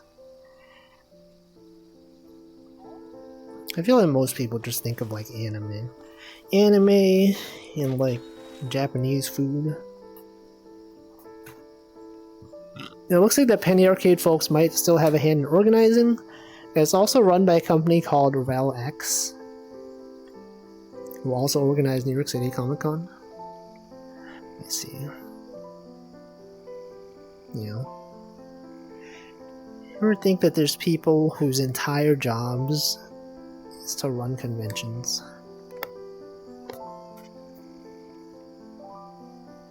Just out there scheduling things, coordinating with guests.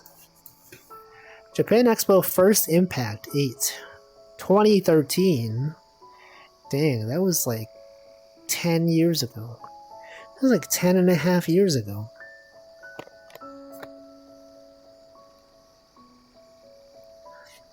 That's a long time ago. When was the first time I went to a convention? So long ago. I think my first convention was Comic-Con. Maybe. I barely remember it. It wasn't even that fun. I feel like most of the time oh wait, I remember I told this story. Remember that guy who wrote Pop Team Epic, Bakub? Well, before he wrote Pop Team Epic, he was known for Toho. And he would go to New York City Comic Con every year. And I went there one time. I got a thing signed by him. That was good. It was good times. I don't know if he still goes, but he used to go every year. He would make a specific comic just for Comic-Con. Yeah, you could get a physical edition. I got one. He signed it. He wrote Walfas on it for me specifically. He drew Gumi from Vocaloid for me because I bought a commission. It was good. It's good times. It's not far from August. Yeah, it's like... That's almost June already. Can you believe that time happens? That it is pretty much June. And then so soon it's going to be summer. And then it'll be so hot. You know, it's already kind of hot right now. But it will be even hotter. Almost halfway through the year. Exactly. And then before you know it, it'll be 2025. And then you'll be like, what the heck happened? You're telling me the pandemic was 5 years ago? Wow, that's like half a decade. No. I cannot believe how much time has passed. And then you'll be like, you're telling me VTubers were a thing 5 years ago? Time is I can't talk. Time is passing at a rapid rate. And then before you know it, we'll be in our 40s. And then we'll be like, oh, remember 15 years ago when we used to watch these streamers? Welcome Fireball Starfish. Wait, limited song. Remember that time when Wolfie talked about teleportation, but like with caveats? Remember that time when Wolfie was there on that lake? Before you know, people always say before you know it. They never say after you know it. You ever think about that? No one even considers after knowing things. They do? I don't hear it. Time is passing and I still remember how I got the motivation from the Oshi. When was that? You're not almost 40? I believe you. Cheap viewers?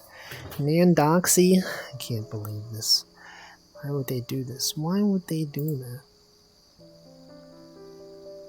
Nandoxy, more like Bandoxy. Am I right? Haha. Hindsight 2020. But they don't say after you know it. Hindsight 2020 is not the same as after you know it.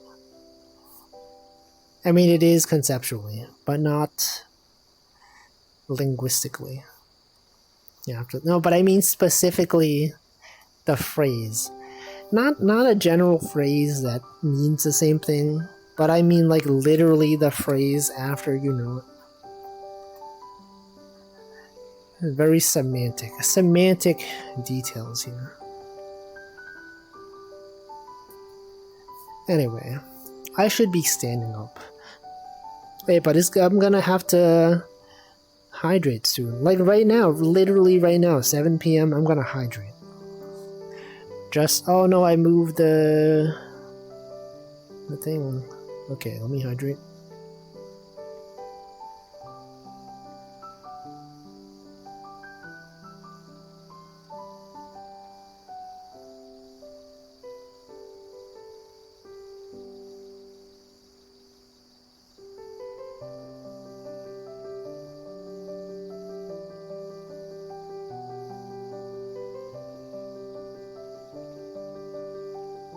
Hello, Raiders. Hi, I was just hydrating. The awkward silence was simply because I was drinking water. Not because I ran out of anything to talk about. Okay, well, let's go. Shout out Akiaji Margo. Hello, everyone. Yo, you were playing Mario Sunshine? I was playing that on Monday. I had a great time, actually. Hope you're having a decent time as well. Anyway, welcome Alcuinor, welcome AB Rogue, welcome Cafro, Matthias, Parketeer, Shintua, Margot, Wishy Wishy, Greedra, Neener Wiener, Sogo Hebi. Still love Mario Sunshine, right? Isn't it so good? It's good. I should repeat the bit where... No. We don't need to inflict existential crisis on the raiders. Only the regulars get to experience that. Welcome Musashi. Welcome Neko. Nice image of Hoshimiya Ichigo with Aikatsu from Epifry no Shippo from Sumiko Garashi. So true. So true. It is there. If you scroll down, you'll see it. She totally didn't get upset at Yoshi climbing for an hour. How far are you in Mario Sunshine?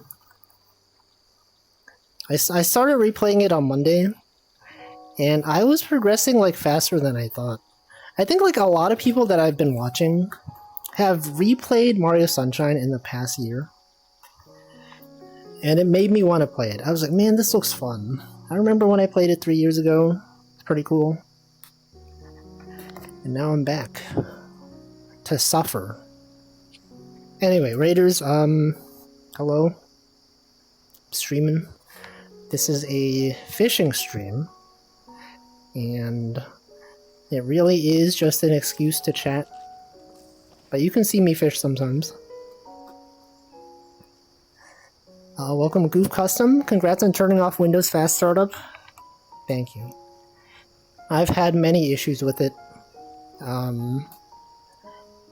I had this issue where, I guess I don't need to repeat myself. If you want to know the context, you could tune in to the start of my stream if you want. But yeah, I had an issue where my computer would always restart 10 minutes after I started it. And then I found out having Windows Fast Startup messes everything up. If you install drivers and then you shut down your computer, it doesn't work, etc. Yeah, that's what it was. Probably.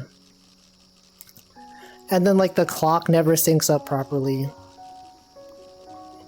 And I've determined it's probably because of Windows Fast Startup. Viewers, if you've had issues with stuff like this, maybe it's due to Windows Fast Startup. Consider turning it off. Do you ever forget to read the title because of regular streams? I feel like it's because people don't normally title their streams anything significant. Right? I feel like a lot of times it's like it doesn't matter. It's just like a pun about the game they're playing. Some obscure thing, like, you know, they include exclamation mark commands, whatever.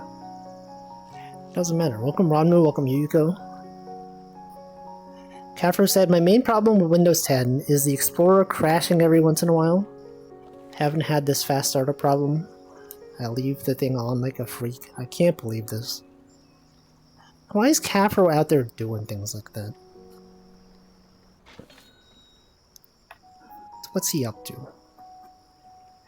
But yeah, I haven't had issues where Windows Explorer crashes. But, you know, I've had many issues with Windows. I too killed Fast Startup. Really isn't fast enough to warrant the issues. It's like rolling someone out of bed. Yeah, I didn't know it was like such a big deal. But then I looked it up and I was like, wait, this is why nothing works. This is why every time I start up my computer, it always crashes 10 minutes into the stream. I have to reset it. And then it only saves like 1 second. Come on. My computer already boots pretty fast, even with it turned off. Do you hear about how they're incorporating an AI into next Windows 11 thing? Screenshots your desktop while you use it? Yeah, I think it was like limited to specific... I don't know, there was some kind of limitation that it didn't apply to everyone. But it is still concerning. But also I'm not on Windows 11. I've always refused the upgrade. Every time I turn on my computer, it's like, hey, do you want to upgrade to Windows 11? I say no, and then they're like, are you sure? And I'm like, no, I really don't want it. And then they're like, okay, but like next time we're gonna ask you again. But hey, do you know if you do this, you get like this, you could do this thing? And I'm like, no, it's fine, it's fine. They don't know when to stop. Anyway, do you see that they're making Windows 12? I think I saw a headline somewhere that's like a something about Windows 12, and I'm like, what? Windows 12? What happened to Windows 11? Windows 12.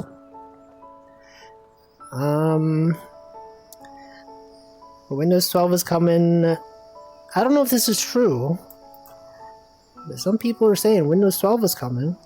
2024 or early 2025. That sounds so soon. Is this just a rumor? I think this is just a rumor. This new operating system will replace Windows 11. I think Windows does tend to have things where like every other operating system they have is bad, right? Remember that. They had like Windows XP was good, and then Vista existed and it was bad. And then like Windows 7 was good, and then Windows 8 came out and it was bad, and Windows 10 is out, it's like better, and then Windows 11 is bad. Maybe Windows 12 is good. I don't know. They're making Windows 12. Call me when they make Windows good. No. They would never. Is Windows 11 bad? I've heard it's bad. I haven't seen anything good about it, so I don't know. Maybe it's fine. Every desktop kind of sucks. I've been having a perfectly okay time on my Mac. It works for me. Windows 11 is slightly worse than 10. I don't know, I feel like it just doesn't justify me wanting to upgrade. There's nothing, I don't think there's any functionality in Windows 11 that I'm like, oh, I gotta have that. All we hear about 11 is either downgrades or lateral changes. Exactly. Oh, I think there is one good thing though. That Windows 11, is it true that they finally added tabs to the Explorer? Like, that doesn't exist in Windows 10 for whatever reason. I'm like, why did it take that long to add tabs to the Explorer? Everyone else has had that forever. Windows 11 won't even install. Exactly. I bet eventually they'll just switch to corrupted proprietary version of Linux or Unix, because Windows Core is so old and outdated. I doubt. But think of all the gamers. You gotta have Windows for the gamers. And also all the legacy programs that you gotta have compatibility with. Afro says, the only reason I'm on 10 is because stuff stopped supporting 7. Would you still be on Windows XP if it wasn't like outdated? If it wasn't deprecated? Check this out. Check out this huge fish, everyone. You seeing this? Compare this to the other fish I've seen. This one is bigger than this one. But not as big as this one. Maybe I'll keep it. There are tabs in File Explorer and Notepad? They updated Notepad? I didn't expect that. What the heck? Isn't there a built-in Android emulator on Windows 11? I think so, yeah. Isn't it called like Windows Subsystem for Android or something? They have that for Linux as well. Zoe said, I didn't like my run-in with the macOS graphical shell. It's probably fine. I think it's good. I've enjoyed using Mac. I am now an Apple guy. Throw them back. Okay, maybe the one I just caught. Maybe I'll throw this one back. Just for you. Just for the Raiders. just because you're here. But before I do that, check this out. Whoa, look at this. It's crazy. Okay, you get to go back. 5:35. Notepad tabs stay open. That's crazy that they added tabs to Notepad. Wine is probably easier to implement when you see everything. I don't know. Maybe. They're all living, okay? All of these fish out here, none of them die. See how they're just chilling?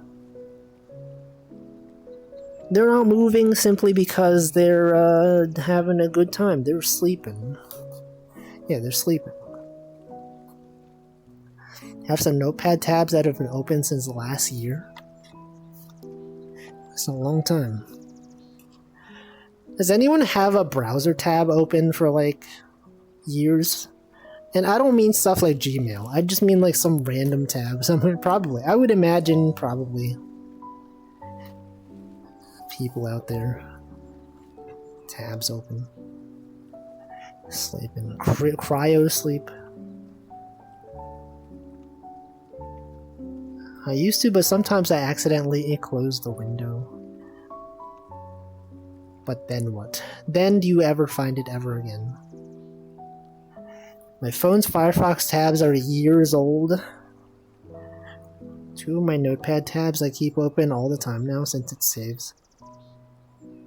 Actually, I feel like I never close the tabs on my my phone browser. They probably just open a new tab every single time I do a search, and then I never like revisit tabs, so they're just open in the background. Maybe. Let's see, Zoe said, I try to get back to 4 open tabs. I never look back on it. I feel like I usually have like 10 tabs open. If I'm like researching something, like doing a programming project or whatever, sometimes I'll have like 30 tabs open. And then it is really nice to just close like 20 tabs at once. After I finish programming something, I'm just like, okay, let's look at all the documentation pages. I can close this one, I can close this one. It's very freeing. Very nice, liberating experience. Sogo says, I'm a tab hoarder and sometimes I lose them forever. What if you could archive tabs? Like, just have a list of all the tabs you've ever opened, ever. And never forget. Yeah, what if that was a superpower? A mundane superpower to remember every tab you've ever opened. The ability to remember arbitrary URLs. You don't have to bookmark anything. I can bookmark them all right now, but I'll never check them. I feel like my bookmarks are pretty light. I know some people use bookmarks just for like things that they might want to revisit later. I only use bookmarks for like stuff that I plan on revisiting often. Zoe said, pretty sure my browser history is multiple gigabytes. That's probably not surprising. A lot of people browse many pages every day. Probably won't check most of them. You could sift through your old tabs like an archaeologist. See as you got really interested in certain topics. Yeah, right? Wouldn't that be cool? Be like, okay, these 20 tabs about this thing was when I was working on this project. This was when I was watching this VTuber and they talked about this thing. So they had an extension called OneTab for putting tabs into, because I would have so many tabs. It reached 10k. It's crazy. How many tabs do you have open right now? That's right, you check your tabs, you tell me. A lot. How many do I have open? On my main computer, let me see.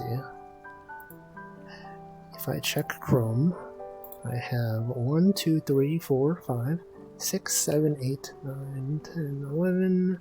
I have 12 tabs open. 3 It's crazy. I feel like 3 tabs. It's like, it's probably, okay, I'm gonna guess the tabs you have open. It's probably Gmail and Twitter and this stream. Maybe YouTube. Chrome's history won't let me scroll past a certain point. Goes to load more tabs. Throws me to the top of the history. It's messed up. Isn't it messed up like when you go like on a website, it like auto reloads everything? It's a common issue with like Twitter. You open up Twitter, you see like oh, this tweet looks cool, let me read it, and then suddenly it reloads. You can't find it ever again. It always loads too many tweets. Like, why is it that when I open the tab, it loads like 100 tweets and I can't find what used to be there? Yeah, 4 tabs. Twitch, twice, and Twitter. What is twice? 3 windows, about 80 open. How do you decide what window to open a tab in? Cafro has over 600 tabs. I'm gonna bookmark them to save my RAM from catching fire. Do you visit your bookmarks though? I feel like every page I have bookmarked, I usually do like go back to pretty often. What was that sound? What the heck was that? I don't know.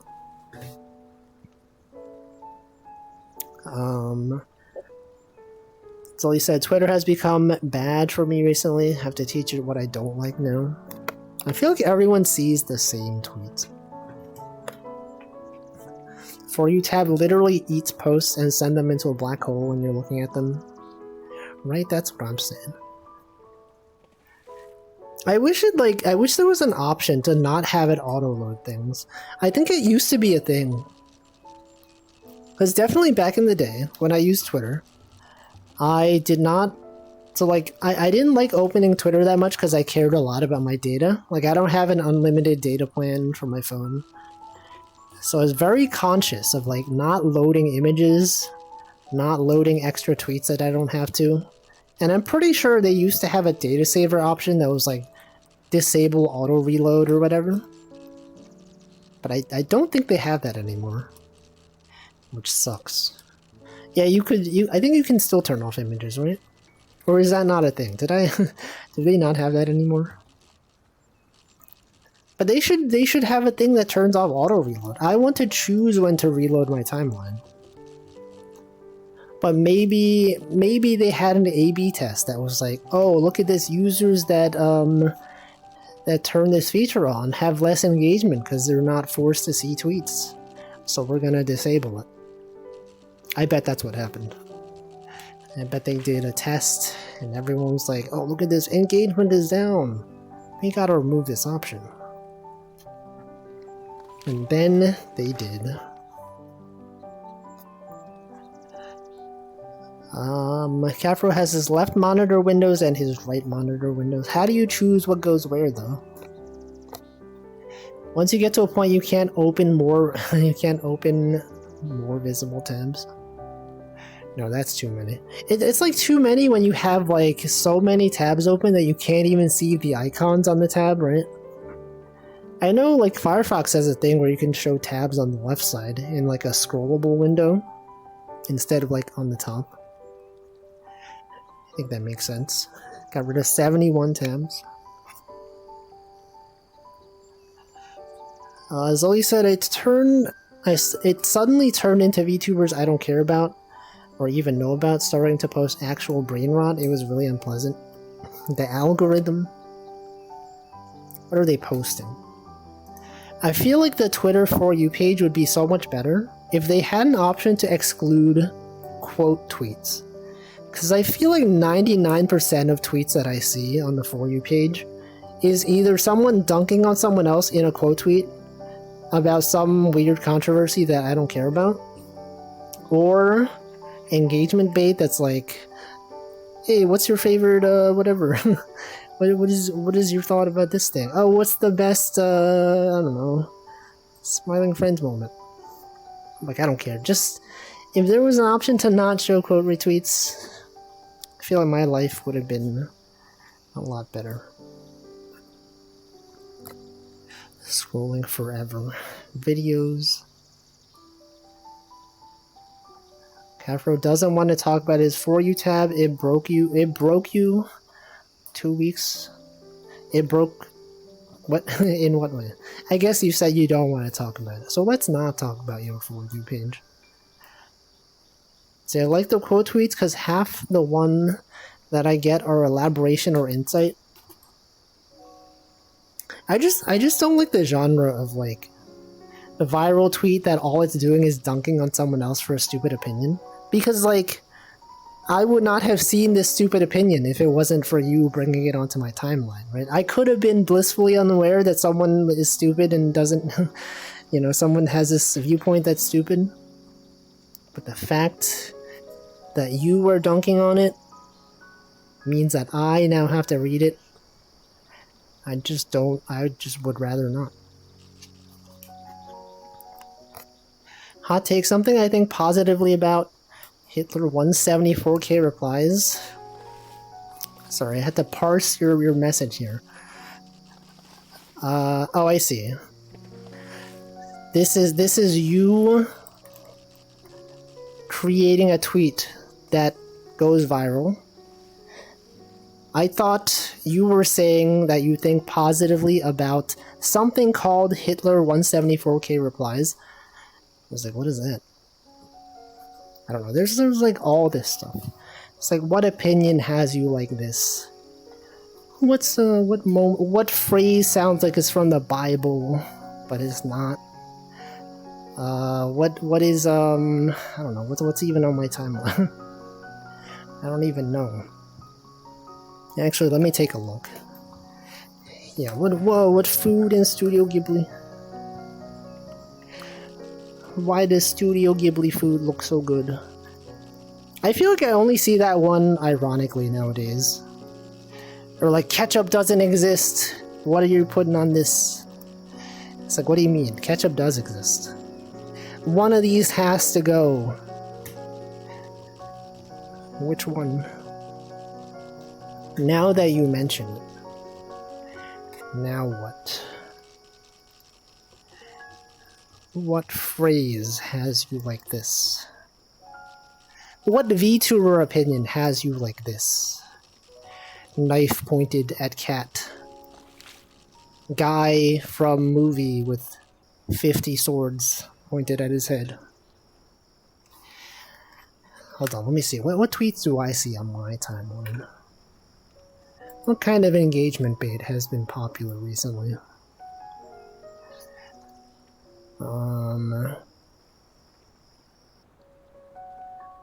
No, all of this stuff seems fine so far.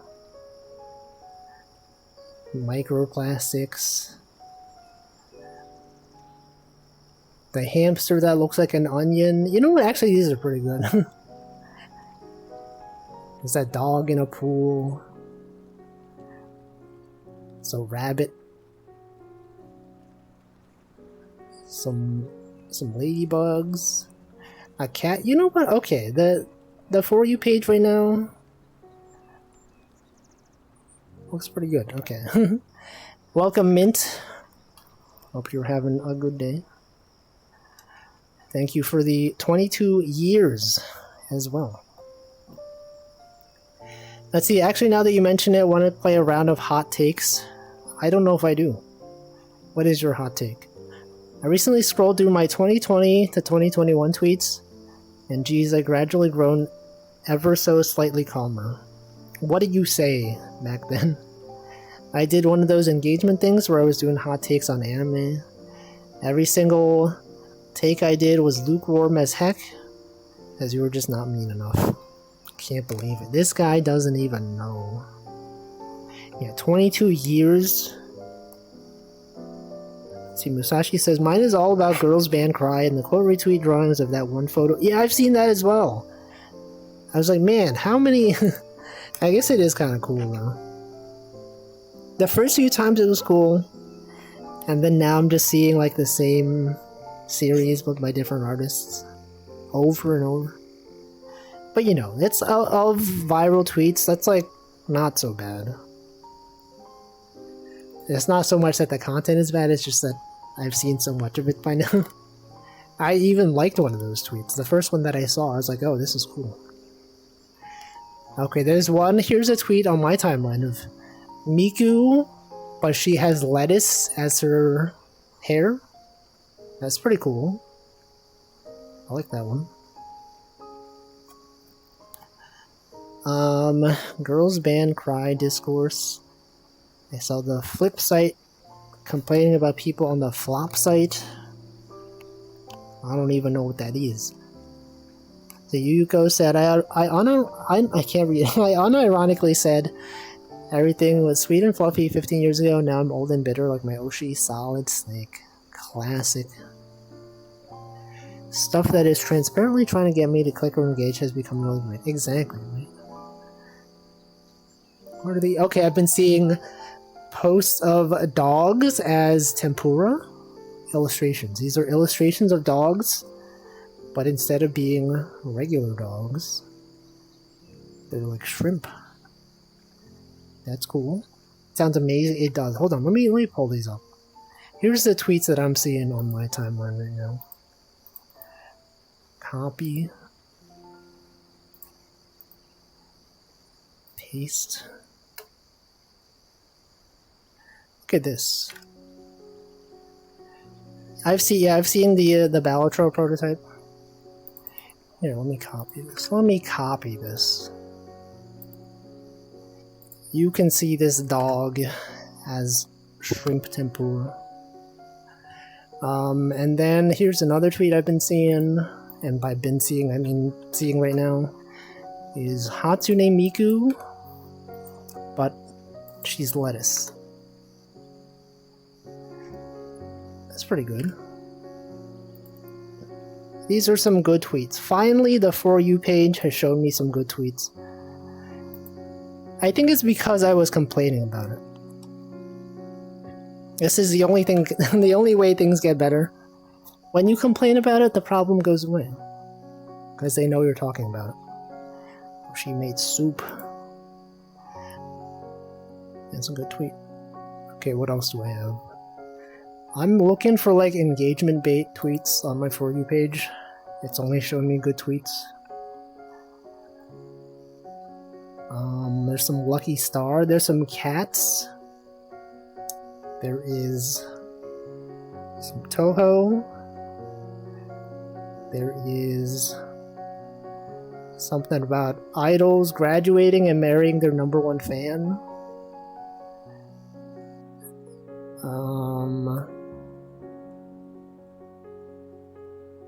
There's a lot of stuff. Anyway, that's Twitter for you. Yeah, the Miku lettuce one is good. Zoe said, I had a tweet that went, these sugared cucumbers did not taste much like watermelon. Did they though? I've also seen the Balatro prototype. Xtag does not click on anything ever. Not even good tweets. What's the best tweet you've all seen recently? Because we're talking about garbage tweets, but what about good tweets, huh? You ever see a tweet recently and think, wow, this is good content. This is like the only good thing on this website. I don't even know. Bunch of tweets. Half-Life.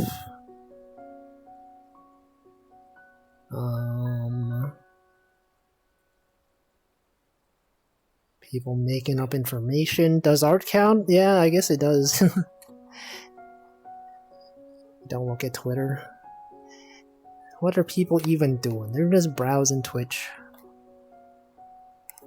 Oh yeah, the Death Note stuff, I've been seeing a lot of that as well. Apparently I wanted to be an Annie blogger on Twitter for some reason. Completely forgot that I was tweeting about the anime I watch. I used to do that. I used to watch anime. And then I stopped. Oh, that's a good dog. This dog is literally a cloud. What's the difference between these two photos? It's just that one is more zoomed in? I don't even know.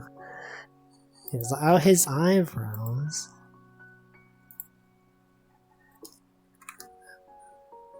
I can't really tell. Twitch has its hold. Everyone out here spending all your time on Twitch.tv. That's what I'm doing.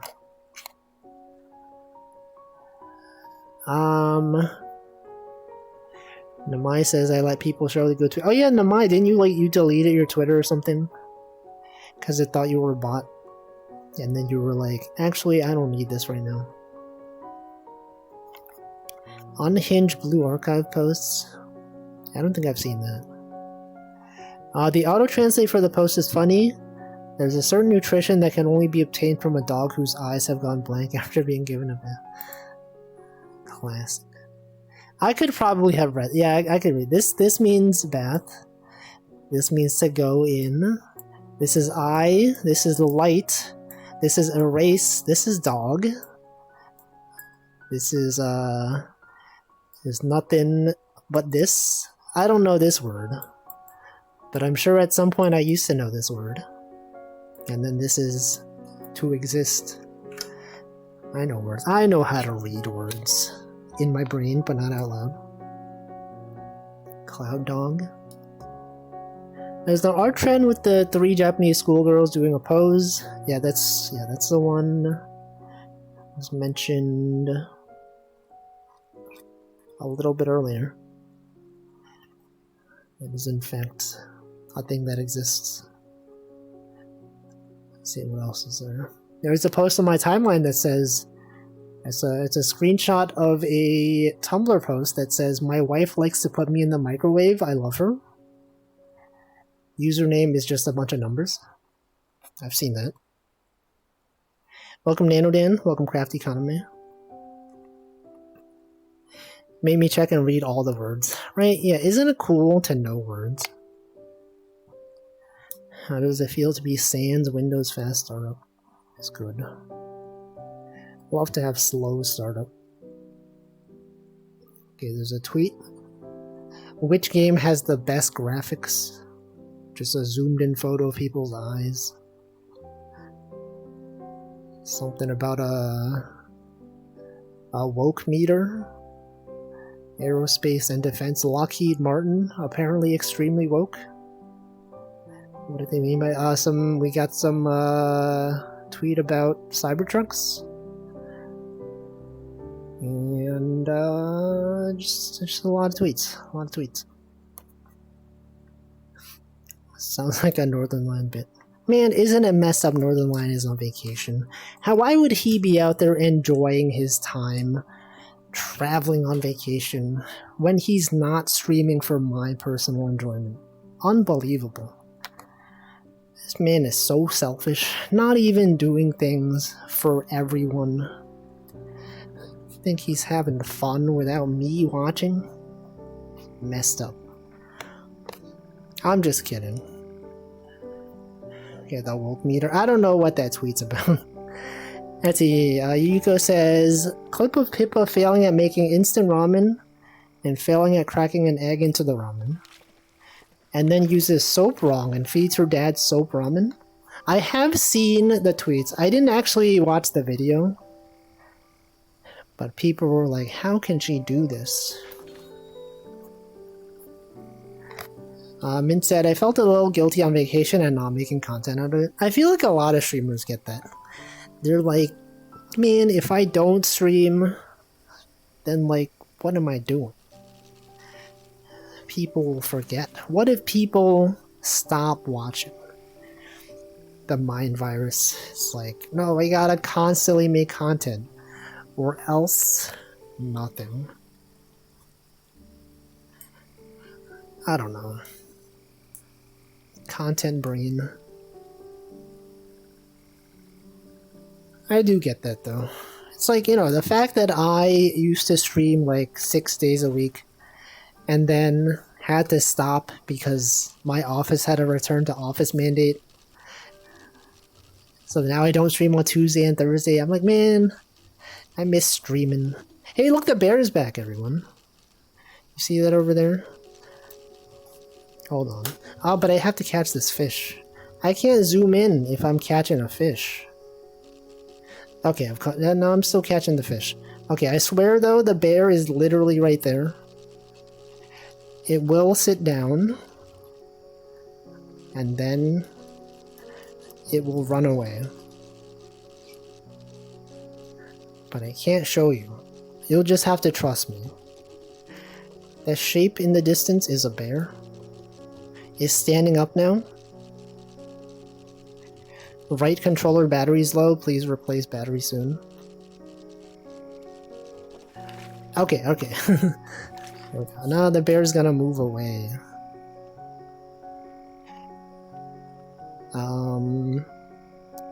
Zoomed. Okay, check this out. Over there, right there. You see that creature right there? It's a bear. It's looking around. Now I can't tell if I'm zoomed in enough. I could just be looking at a tree. Or like you might just be seeing a tree on your stream. But I'm telling you there's a bear. It's running. It has run away. Okay, now it's gone. Anyway, what did I miss? What content did I miss?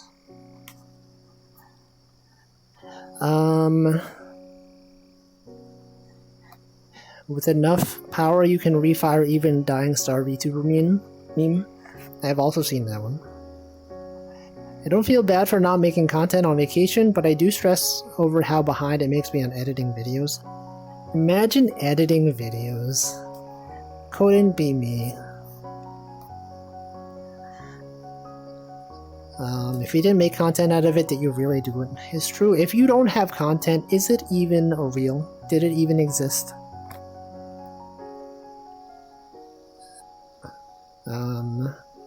We've seriously considered this question, but not too much. True. See, I'm obsessed with this video of two guys playing modern Yu-Gi-Oh! The first player gets his entire setup negated, which he then gets to negate. His negate is negated. There's too much. There's too much going on. Yu-Gi-Oh! is too complex for me. They got numbers. They got values. It's a casual life update, even though no one asked. Should have been on a flight to San Fran. You can tell this guy's not from SF, because he calls it San Fran. All the locals call it SF. Go to San Fran for Offkai right now. Has been delayed to tomorrow morning. It's okay, because I can enjoy my bed another night. After being away for 2 weeks. True. It's too bad that you have delayed, that the flight has been delayed. Yu-Gi-Oh! Is too much reading. It's got too much rules. SFO's food courts are fancy. It sucks. Don't want $35 wood-fired oven pizza. When it's $12... I remember you talking about this on your stream. I have like a very specific memory of you mentioning this. It was either you or someone else, but it probably was you. $35. It's crazy.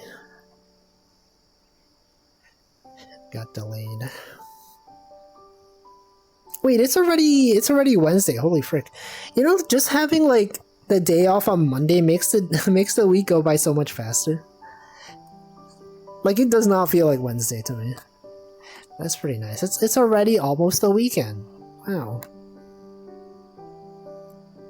$12 slice. Yeah, imagine paying $12 for a slice. It's airport prices, it's always more. At least it's not that much more. That's the thing, is like, I think, like in Japan at least. In Japan, I feel like the food court at the airline is like the same price as you would find anywhere else, which is wild to me. Like they could definitely like upcharge people significantly just because they're like in an airport and they have nowhere else to go, but like they don't. And if they do, it's only like slightly more expensive. Nano Dan says, I'm not ready for the weekend. Give me second Wednesday. Yeah. Wednesday. Second Wanze, a Wanze. Used to look forward to free airport food with my priority pass. I can get my expensive credit card, but they're taking away restaurant benefits. Can only stay in lounges soon. I've never been in like one of those lounges. I have been recommended like some videos on YouTube of people like going to airport lounges even though they don't have like the credit card. You know, apparently there's lounges that you can just pay money to go into. You don't need to be like a member or anything. Or like it is specifically for a membership, but like you can pay like, I don't know, a bunch of money to go in there. They have like food, a buffet. Can be nice entirely for the free soda and quieter seating. Yeah.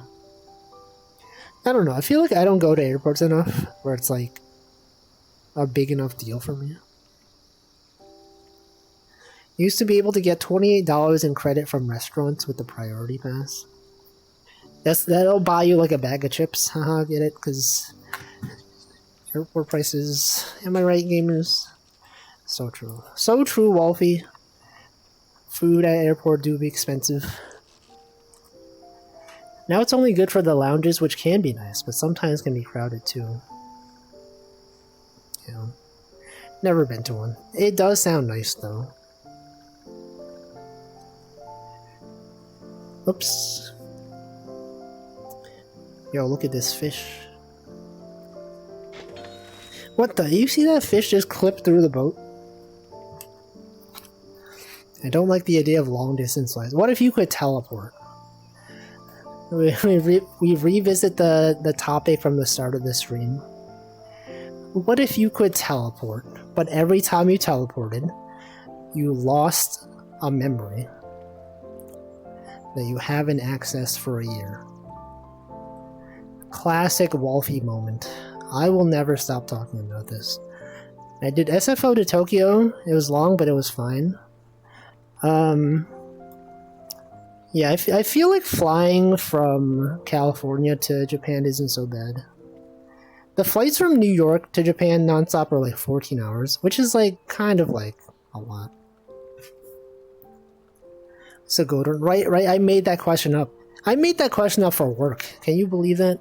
We have social time at work sometimes for meetings. Someone comes up with an interesting icebreaker question. I was like, what if you could teleport and you lose a memory you haven't accessed in a year? And everyone was like, that's like the best question we've ever been asked here. And I'm like, thank you. Thank you. I like traveling a lot, but when I get home I feel super disoriented. I was just in Chicago 2 weeks. I drove, so when I drove back and saw the regular home sites, my brain felt really disoriented. It is weird coming back though. Like definitely like my first time going to Japan, I was like, everything here is so nice. And then I come back and everything is bad. The toilet seats aren't warm like they have over there. The public restrooms are bad quality. Man, if only I was in Japan. The trains are bad here. It's weird because like the trains here are like some of the best trains in the nation and they still suck. Welcome Larvitar IRL. Yeah, warm toilet seats. And not like the bad kind, where like sometimes, you know, someone just sat on the toilet before you and then the seat is warm. Like that's kind of gross. But like the warm toilet seats in Japan are nice. They have like seat warmers. And it is like, especially in the winter, it's really nice. Started going for random walks. Yeah, the Yamanote line was nice. It's weird seeing part of a city you never walked in, seeing familiar sights in the distance. I guess that is true. There are a lot, like despite having lived in New York my whole life, there's definitely a lot of places I haven't been to, and that I have no interest in going to. But maybe it's fine. I feel like you completed an area, and the amount of city you can still discover went down, weirdly suffocating. I feel like Tokyo is like really, like the different neighborhoods, I guess, I don't know if they're called neighborhoods, but like, are they called wards? The different wards in Tokyo are like so different. Even though Tokyo is like one city, all the different parts just feel so different. Like when you go to New York, although we have a bunch of different neighborhoods and they're like slightly different, they're like kind of like the same. You see in one, you kind of see in like most of them. I don't know. Maybe it's just because I live here. I remember having my mind blown by New York City trains 15 years ago, and then my mind was reblown by the Japanese train system. Right? It's so good. Things are running on time. You know, if a thing says it's going to show up at like 3:02, it'll be there at 3:02. In New York, if it says it'll be there at 3:02, it's a lie. We don't actually have schedules here. The BART is fine, but I miss the Yamaneto one. Yeah, but the BART has anime mascots now. Whoa. Yeah, they have, yeah, literally you mentioned that at the same time. I've seen it. That's cool though. I think one of the people that works at BART is like a VTuber fan. And they introduced that. Let's see, in organically grown countries, nearby villages have merged into the city, increasing variance. That's cool. Yeah, they do have VTuber fans working there. I think they're a VTuber themselves, maybe. Or like, I think someone made a live 2D of like, I don't know, some like a BART mascot or like a train or something. I've seen it. I should probably reach out to them. You could. Yo, what if you could collab with the BART? Bart Simpson? No, like a train. Totally. Let's see, if you come visit DC, I'd be able to tell you almost nothing cool to check other than the obvious museums in Washington Monument and Lincoln Memorial. You can eat Peruvian chicken, which is the only food I think to recommend for people living here. Yeah. I mean, I guess like if you live somewhere, you don't tend to think of like what's interesting there. Because like, you know, you've lived there and you know everything there is. To someone new, it's like, whoa, this is totally new. I've never seen this before. Bart had a table at Alfkai. Exactly. It wouldn't be the first Bart What was the first Bart VTuber collab? What are they doing out there? Anyway, I think it's kind of cool. Oh yeah, I think I did see that. Oh, I didn't watch this stream, but I did see a tweet about it. Remember when Five Guys was a DC area exclusive chain? Now they're worldwide. Actually, I don't think I've ever had a Five Guys burger. I have been to a Five Guys before, but I've never actually ordered anything. I need somebody to give the bar table at Offkai my number, Discord, Twitter. Hey, I'm sure there'll be people going. Have you seen Mint Costello? That dog VTuber? Had a grill. I didn't even know they sold grilled cheese. The only thing I know about Five Guys is that they have like a lot of peanuts all over the place. And that apparently they give a lot of fries. The fries are like overflowing. Best Five Guys I've had in recent memory was in Scotland. That's crazy. It's a vegetarian option. I don't know. I don't think I've ever ordered a grilled cheese, like in general, from any restaurant. But definitely not Five Guys. I don't know. A lot of food I haven't had. Can you believe I've never had Taco Bell? I've never even been to a Taco Bell. It's wild, right? Wild to think about. That's a good thing. I'm probably not missing out on much, honestly. But anyway, it's cool. You know, there's a lot of places where it's like everyone knows this fast food chain. I've never had it. Yeah, I'm not missing out. It's also the kind of thing where like, I remember when Taco Bell first like expanded to Japan, and then it was kind of wild seeing people line up for Taco Bell over there. Actually, it's kind of the same as like Dunkin' Donuts, right? Like Dunkin' Donuts has been a thing on the East Coast for a long time, and it's like fine. It's like I don't think it's that good. But then when it first opened on the West Coast, you have people lining up for like hours for Dunkin' Donuts. And I was like, really? Dunkin', you're gonna line up for like an hour for Dunkin' Donuts? Like, I know this is the first you've seen it, but like, it's not that special. I don't know. 10 years ago, I would say you're missing out, but it's a shell of its former self. What's the best thing at Taco Bell? Is it the Crunchwrap Supreme? My friend was so excited to get Taco Bell in Japan, right? Yeah. 2 grilled cheese black bean burritos. We have Five Guys and Dunkin' in Germany too. What don't they have over there? Chicken quesadilla, Crunchwrap Supreme. I feel like it's one of those things where like I wouldn't go out of my way to order something from Taco Bell. But like, if someone bought something from Taco Bell and was like, "I have some extra. Would you like some?" I'd be like, "Yeah, sure." Duck Donuts, on the other hand, is special. I don't know how much they've expanded. I saw a random one in Irvine. Never even heard of Duck Donuts. And missed the double deckers when they came back from Taco Bell.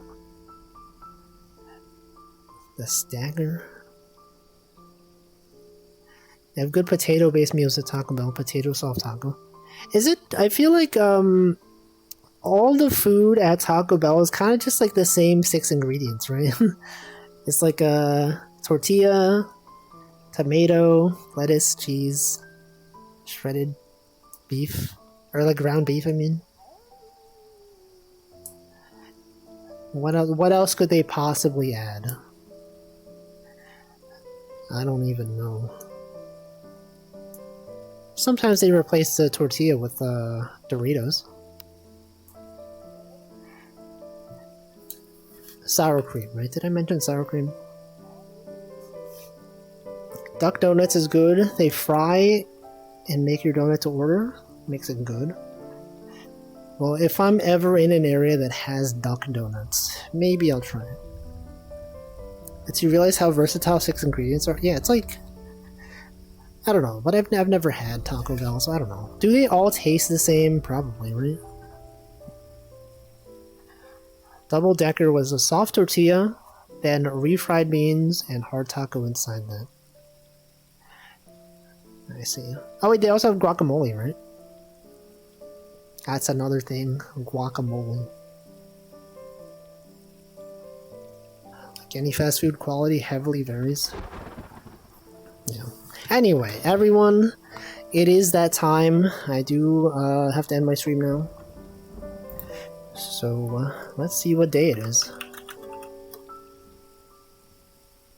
What even is today? May 29th, Composting Day. Learn about Composting Day. End of the Middle Ages Day. Day of UN Peacekeeper. Yo, it's the National Alligator Day. Biscuit Day. Flip-Flop Day. Paperclip Day. Ooh, Snail Day. National Snail Day. Yo, it's World Otter Day. That's a good one. Put a pillow on your fridge day. Digestive Health Day. John F. Kennedy's birthday. I like World Otter Day. Let's do World Otter Day raid. You can post an otter emoji. You could post whatever other emoji is relevant. World Otter Day raid. Alright, who's streaming? There are locations in New York. Duck Donuts? What the? Alright, who's streaming? Many people are streaming. You could watch any of these people. You could watch ChocoJax do an art. You could watch Essie play Super Mario Sunshine. You could watch Hanamimi play Monster Hunter World. The choices are infinite. You could literally do anything. Otter-based stream. I don't think I follow any Otter-based streamers. But maybe they exist. Maybe they're out there. You could find them if you wanted. I am going to raid someone. And this someone is perhaps... What about Chenna? Chenna doesn't stream that often. So let's raid Chenna. Marine Mammal Rescue are just reruns now? I can't believe they would do this. Anyway, the raid's going. Hope you all have a good rest of your Wednesday. I am now gonna sit here and wait for that raid to go. And it should be good.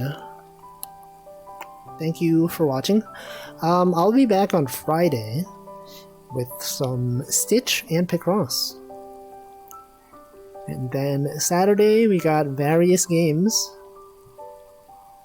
And that'll be it for the week. Good times out here on Wednesday. Hey, did you know TwitchCon? Early bird ticket discount for San Diego? Let's go. Buy now. I will not buy now, but you could buy a ticket to TwitchCon. San Diego. Why would they do that? Why would they put sand in that Ego?